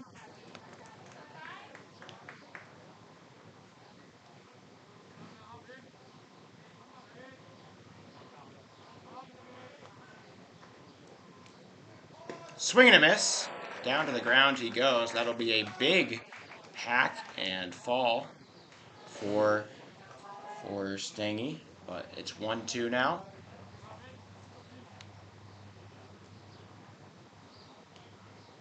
One, two. Two men on, one out. High pitch. We'll make it 2-2.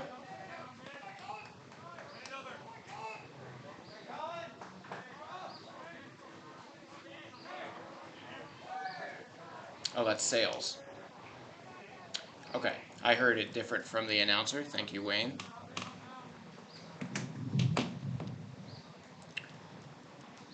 I believed it was Sales, but I heard Solace from the PA. 2-2. Swing and a miss. That'll be the strikeout, but it'll advance both runners as the ball gets away.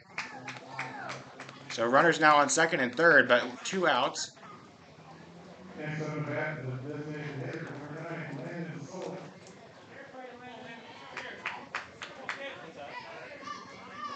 Now here comes Landon Sulik.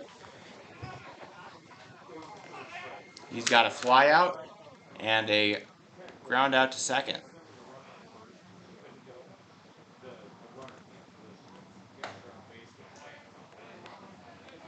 1-0.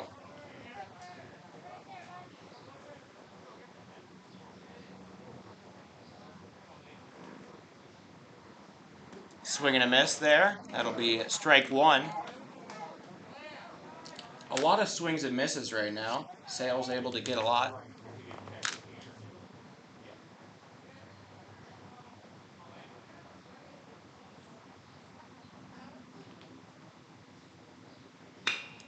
That one fouled off. Makes it 1-2. Sales looking to put away this mess and strand 2 runners, keeping it a 1-run game. Meanwhile, Landon Sulik looking to bring in the men and extend the lead. 2-2 on the high ball.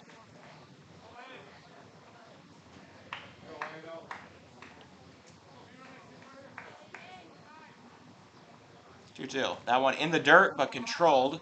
Big play there from Barger to keep that from scoring a run on the wild pitch, but the whole count is now filled. Full count to Landon Sulik. This is a big one here. A walk would bring up the top of the order, and Peyton Mandel with the bases loaded, even though there are 2 outs. The catcher delivers the pitch he wants by word, and it better be a good one, as the full count sits here for Landon.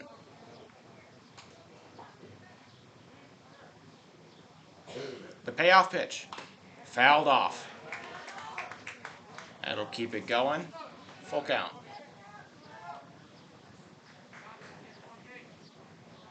He kindly asked for the ball, gives it back to the pitcher.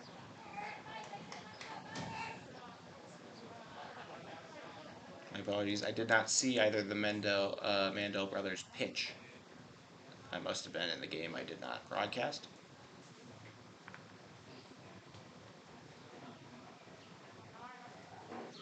Full count again. That one high, it'll load the bases for Mitchell. Big, strong, very hard fought at bat and earned walk there from Landon Sulik will load the bases. Peyton Mandel going to come up now. He's 0 for 3 on the day, but there are the bases loaded and heroes are made in the moment.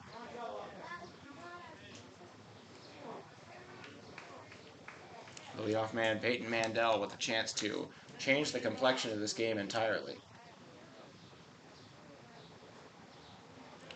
Sales, getting ready. He pitches. That one a strike for the first one.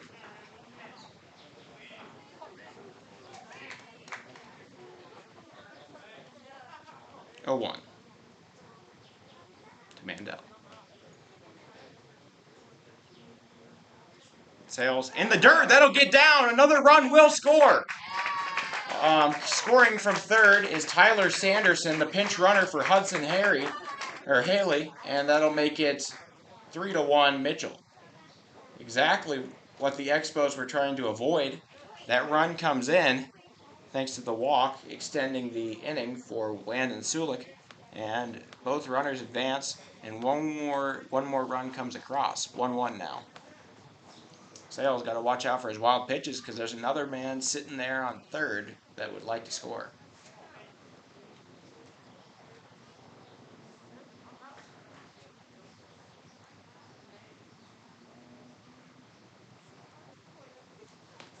The 1-1, Mandel calls time. It was quite some time before Sales was actually going to throw the ball. That makes sense to call for it.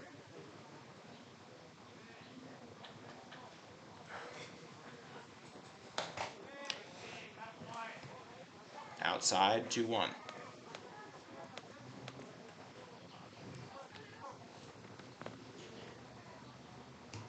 Right after this, we will get the Hard Hats against the Outlaw Baseball Club from Miles City, Montana to close out the tourney. That'll be the final game. 3-1. That one also outside. A walk wouldn't bring anybody home thanks to the wild pitch. It would load the bases again for Parker Mandel. 2 men on. Sales looking at 3-1 to Mandel. That one in the dirt, and that's an easy walk. Bases loaded yet again for Mitchell. The manager is going to come out and have a talk here with Sales. Parker Mandel would be up to bat. He reached on an error in the fifth and has a strikeout and a flyout for his other 2 at-bats. We have a question for you. Are you feeling hungry on this nice sunny afternoon? No? Okay. Well, I was just informed that there's fresh pizza from Pizza Ranch at the concession stand if you have a craving for a slice of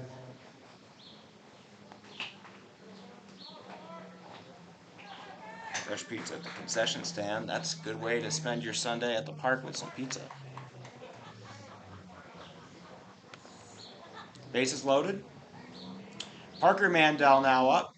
2 outs in the top of the 6th. This is a big one. High pitch for Sales. He'll stay in to lefty. Expos need to get out of this thing as soon as possible with as few runs allowed as possible. That one not in the zone.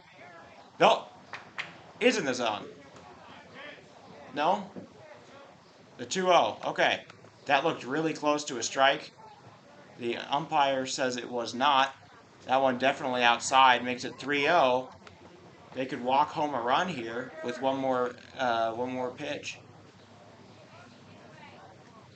I see some stressed out Expos parents around here. This inning has become a living nightmare. That one gets away too, but it does not matter. It is a walk. Mitchell scores another. The walk will bring the run and bring up shortstop number 8, Dylan Solik.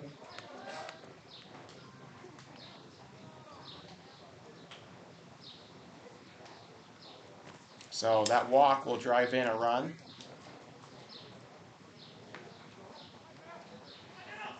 It'll move everybody else around. And Colton Miller comes in to score.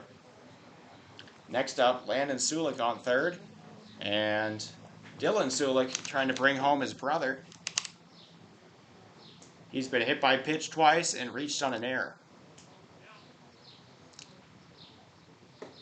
That one gets down.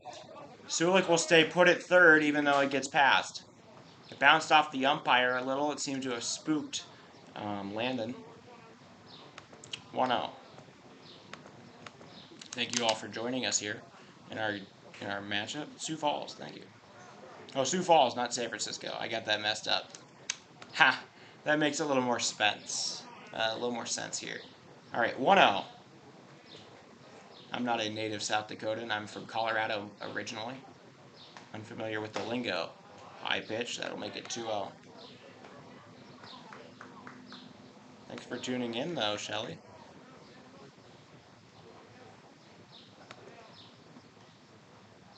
2-0. That one is hit over to third, cleanly fielded. The throw to first will end the inning. So 3 runners are stranded, but Expos finally able to get out of that inning. They did allow 2 runs. It is now 4-1 in Mitchell's favor. I got to see whether Waddle will come back out for the next inning.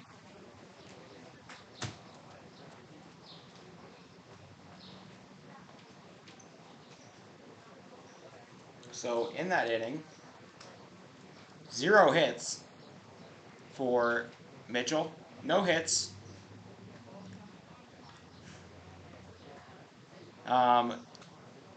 No hits, 2 runs, both of them earned. Both of them earned. One to the starter, McCoy,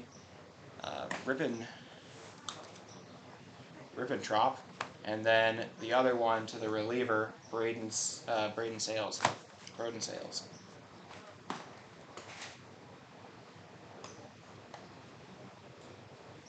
Just a whole bunch of walks in that inning. I think just 5 walks delivered and a couple wild pitches, and that scored the runs they needed. Now, the 2, 3, and 4 hitters for the Expos will try to come back. The team with a very good offense is going to try to capitalize. Waddle will come back out for the 6th. He came off of a 1-2-3 inning in the 5th, where he did walk a man, but they were caught in a pickoff.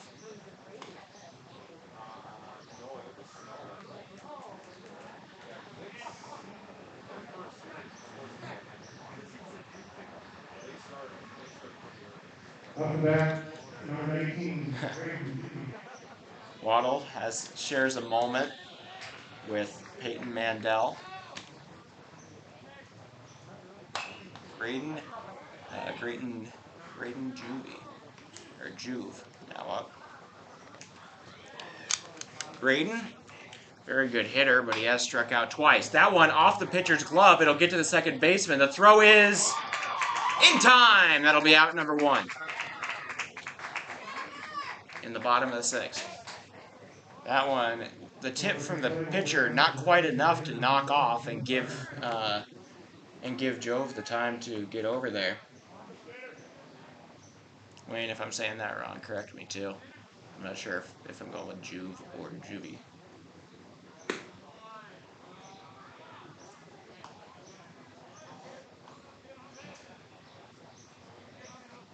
Okay, Carter Johnson now up. He has 2 strikeouts. He flies that one up into shallow right center. Center fielder calls for it, and that'll be the 2nd out.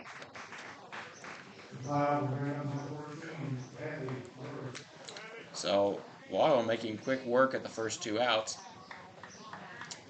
Hadley Burris now up, the 3rd baseman. He has a walk where he scored, and a line out to the 3rd baseman. Strike called.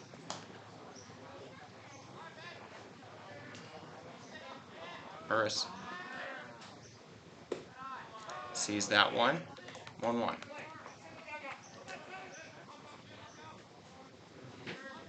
I talked to Torvey about his alma mater, Oral Roberts.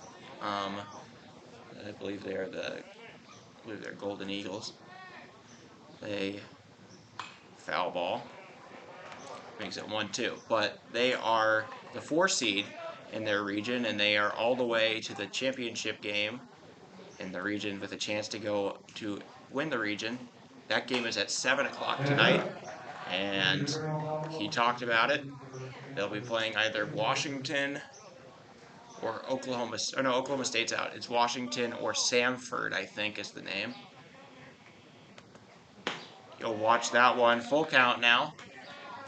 Full count to Burris.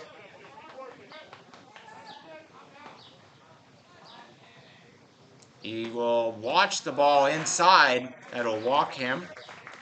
So a man on, 2 outs. Burris takes the walk.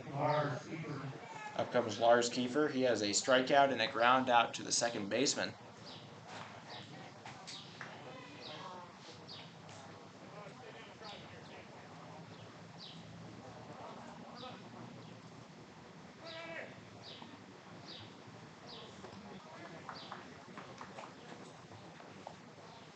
Seems like Waddle's losing some of his strikeout stuff as the game goes on.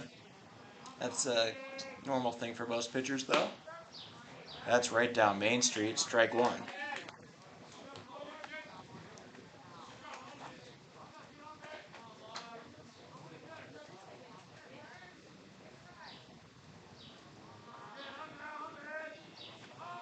Throwback. Safe. Burris. Back to first. Lars Kiefer.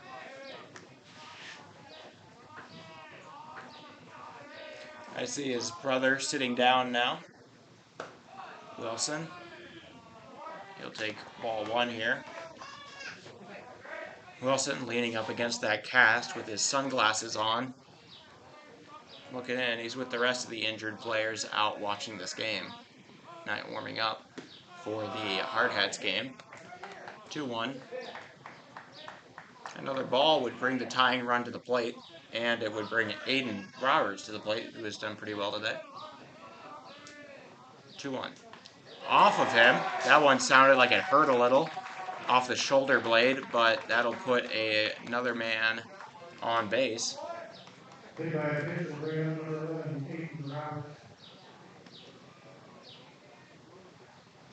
Men on first and second with 2 outs.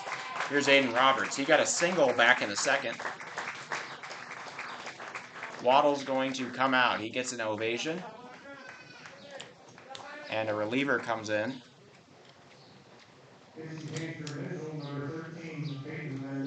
Peyton Mandel now coming in to pitch.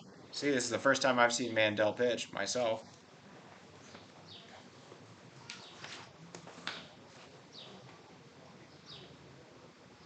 So 5 innings and 2 outs, 5 2/3 there.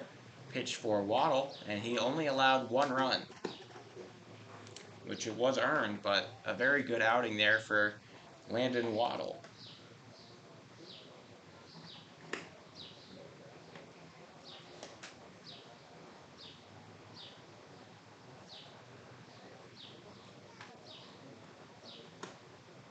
Oh, there was a catching change in there too.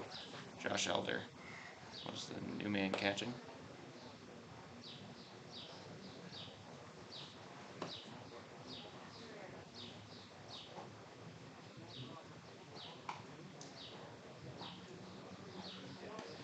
So Mandel coming in with 1 out and 2 on, or 2 out and 2 on in the bottom of the 6th. The Expos bring to the plate Aiden Roberts.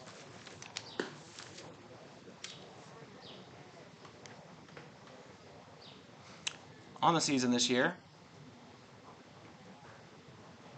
Roberts has 23 runs and 10 RBIs. Compare that to just 2 strikeouts. That's pretty dang impressive. Roberts as a whole, he's batting .317, but with a very high 483 OBP.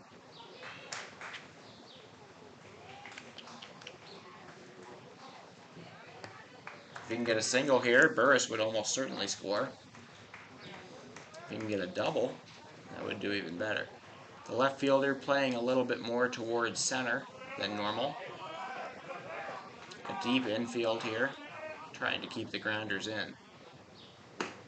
Off the plate, ball 1 for Mandel. Hello, Igor. How's you got the barbecue running right now? 1-0. That's strike, 1-1.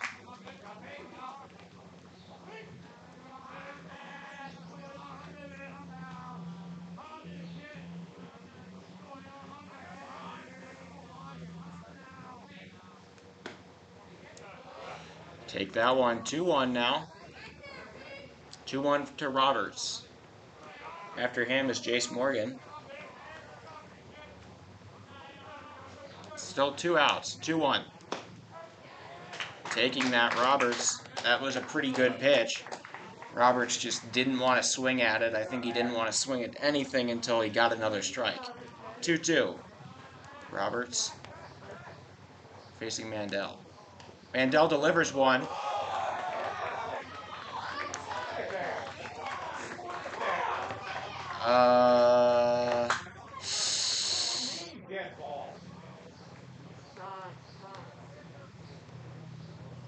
Yikes, because I'm pretty sure that's not how that works.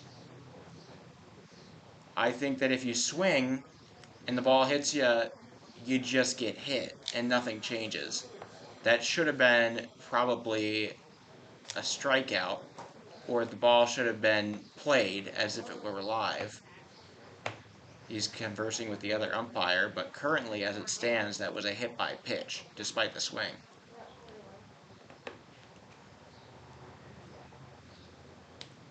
They're discussing.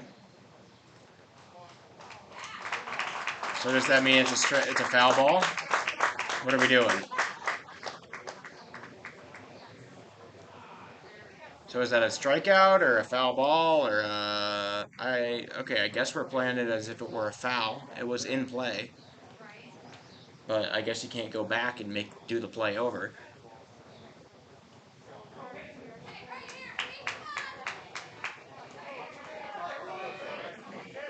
So we're looking at a 2-2. 2-2 to Aiden Roberts. The pitch from Mandel. That one is driven into center or to right, and the play is made. Mitchell able to get out of that, and we enter the top of the 7th. Mitchell still leads 4-1. 2 guys get on base with 2 outs there, but nothing comes of it as the Expos strand them. Similar issue on the hard hats right now. Mandel able to get out of the jam, though. Credit to him.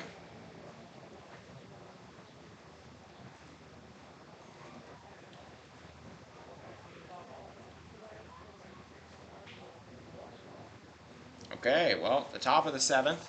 We'll see Sales come right back out, the hard-throwing lefty. This team, for this Expos team, doing a very good job of keeping in the game here. Let me pull up Sales stats because they're very impressive.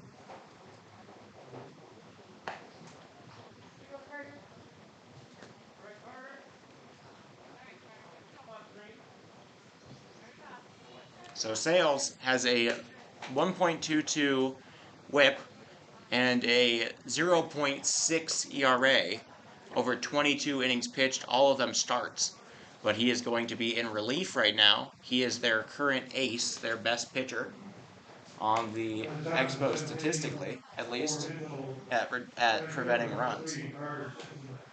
Carter Simpson going to lead off now. He got a single back he got an RBI single back in the 3rd. He grounded out in the 5th, and he flew out in the 1st to end the inning. Simpson also plays a very good center field.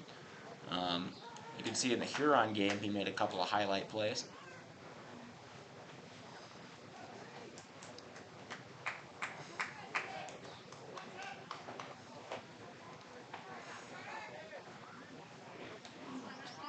Couple of people in. Oh, that was a good bunt punt down by Simpson.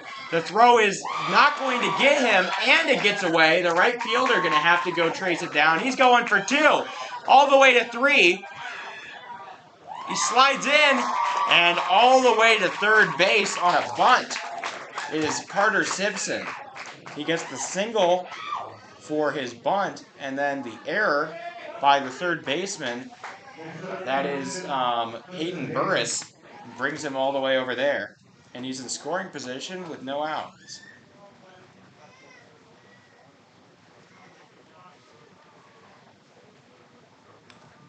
Hudson Haley now up. He led off the last inning with a walk, and then his pinch runner came around to score. That's the 2nd run of the game for Sanderson, the courtesy runner.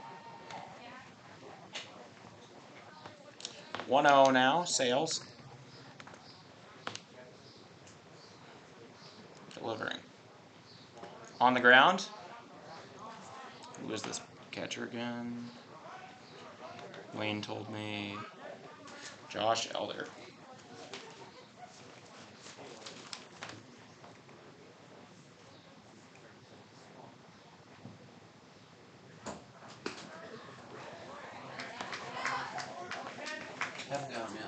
Yeah. Okay. 2-1 now. To Hudson Haley. Sales able to invoke a foul there.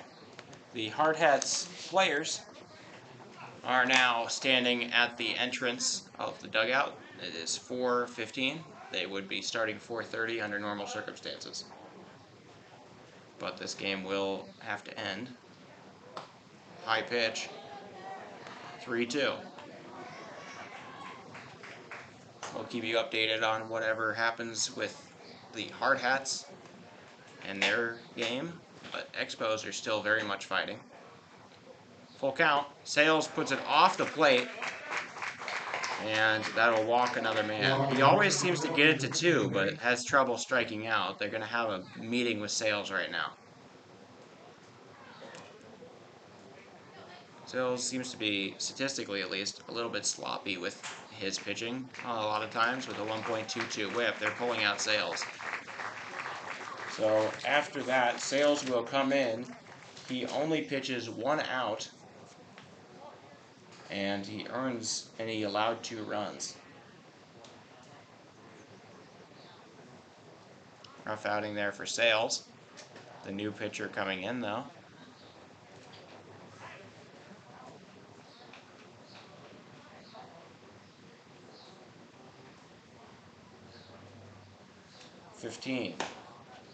As Ryan Negebauer, I'm excited to see him pitch. His brother Lee Negebauer is one of the 2 aces on the post 22 Hard Hats.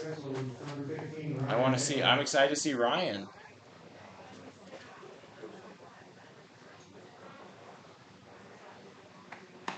He will be starting. I'll see how good he pitches. His brother pitches pretty dang great.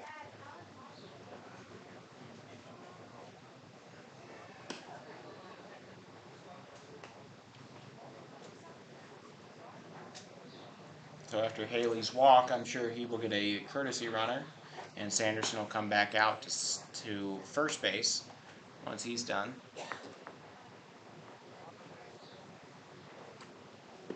Sanderson about to score 3 runs without ever swinging a bat. I mean, possibly. Ryan Negebauer set to pitch for the Expos. I might point out, it was a 2-1 game against the Hard Hats, which is the, top level 1800 team for post 22. So to do this when it was 2-1 to them, to be 4-1 right now is impressive nonetheless for the Expos.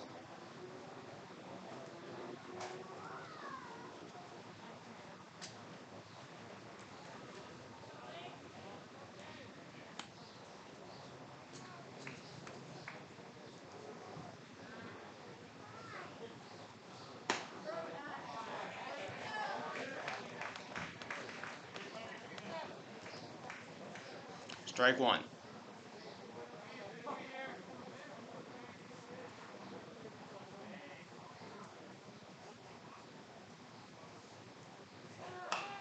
That one is hit up the first base line.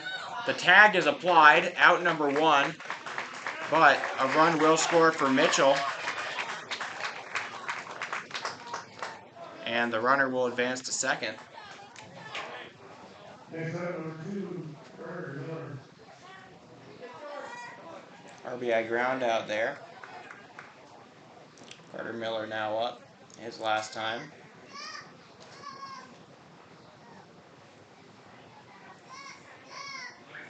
His last time was a walk. He had a single before that, and then he struck out in the second. Strike there from Ryan.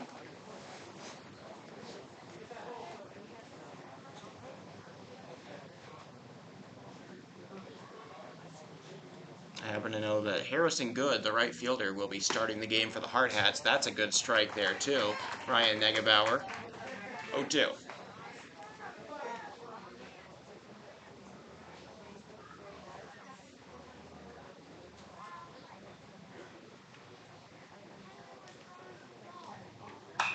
That one hit over to second base. The play is made at first. Fielder's choice will let the player, let the Mitchell player, Tyler Sanderson, move over to third. But the second out is recorded on a 4-3 putout. That'll bring Colin Stange up. He struck out with people on last time, but he had a single, an RBI single, back in the second.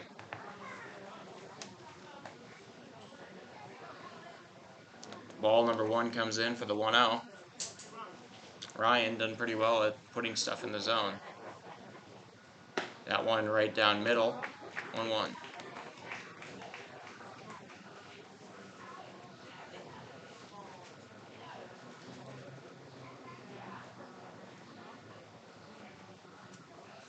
Negebauer's pitch fouled off, makes it 1-2. If he has any of his brother's stuff, he might be able to get out of this with a breaking ball. He's got to watch out for the wild pitch, though, with a man on third. Sanderson looking to score his third run as a pinch runner. Foul ball.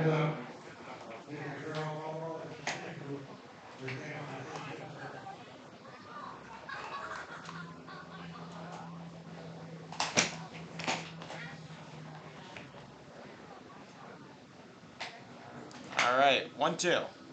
Negebauer delivers, fouled off.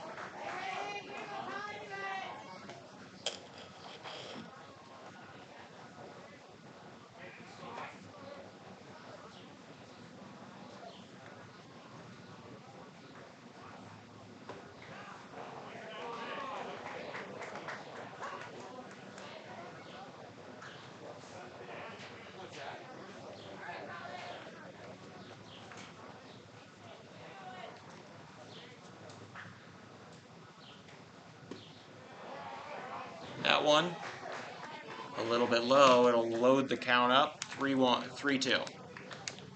Man on third, full count here to Colin Stange.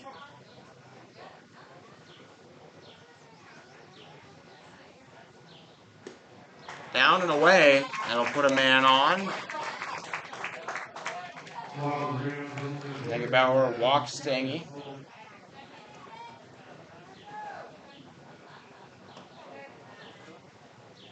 Sulik now up. He got to walk his last time up. And got all the way around to third before he got stranded by his brother. Negebauer gives the nod. That's a strike. Negebauer, might I add, with some very, very strong eye black going down the sides of his face. That's kind of thing you see at a football photo shoot and nowhere else. Maybe on the side of a Dick's Sporting Goods. Swing and a miss there. Big swing for Landon Sulik, and it's 0-2 now. Negebauer 1 strike from getting out of the jam, and 1 wild pitch from letting in a run. Negebauer, swing and a miss. He gets him. He gets the strikeout, and that'll be the end of the top of the 7th. Going into the bottom of the 7th, the Expos will need to score 4 runs to keep this thing alive.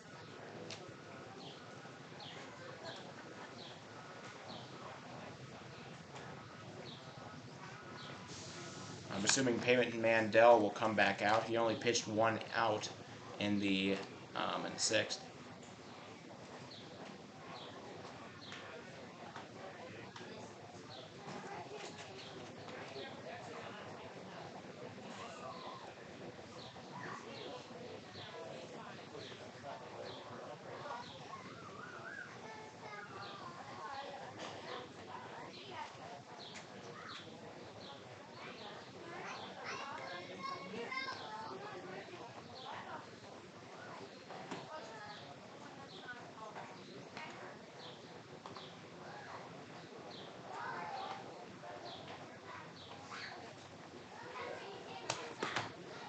Okay. Yep, he will come back out. Peyton Mandel, the pitcher. You had to fire it up early. Too hungry to wait for the main guy. That makes sense. Well, thanks for barbecuing with us, Igor. We've got, I mean, I get it. The main game got pushed back here now. We are approaching the projected start time of 4:30, and we are just now entering the bottom of the 7th. But the Expos have got a chance to steal this second place game if they can make a run right now. The energy needs to come. Thanks to Darren Good, he's been getting me all of these lineup cards and helping me out this entire tourney, which has been a lot of work, but we've been doing it together. Appreciation. Shout out to Darren Good, father of today's starting pitcher, Harry Good. Foul ball. That'll make it 0-2 to Jace Morgan. Morgan's got a funky stance. It has done little for him, I think. He has a foul ball and a walk so far. Or a fly out and a walk. 0-2, Morgan. He will drive one into left. That should be playable. The left fielder underneath it. Out number 1.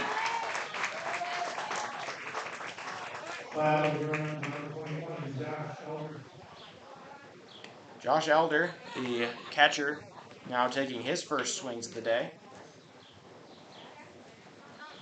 He subbed in with the reliever after Rippentrop was pulled.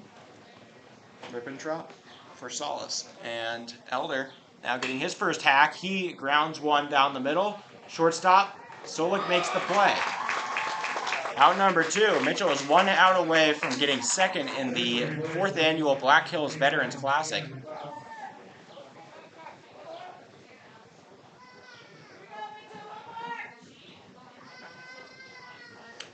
Kane McLeod, now the only man standing between Mitchell and a second place here at the tournament.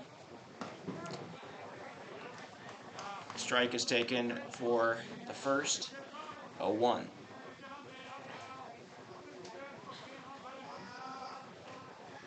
Mandel looking to close it out.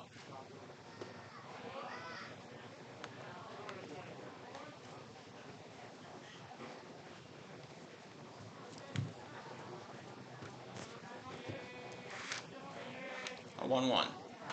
Foul ball.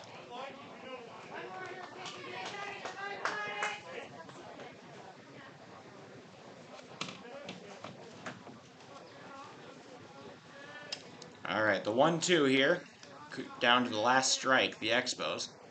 Swing and a miss, that's gonna do it. The tag is applied, the throw is made just for extra certainty after that game in Minnesota, or New York, and that'll be the game. The save will go to the pitcher. Peyton Mandel. The win going to Landon Waddle. And shaking hands, the Hard Hats will now come up.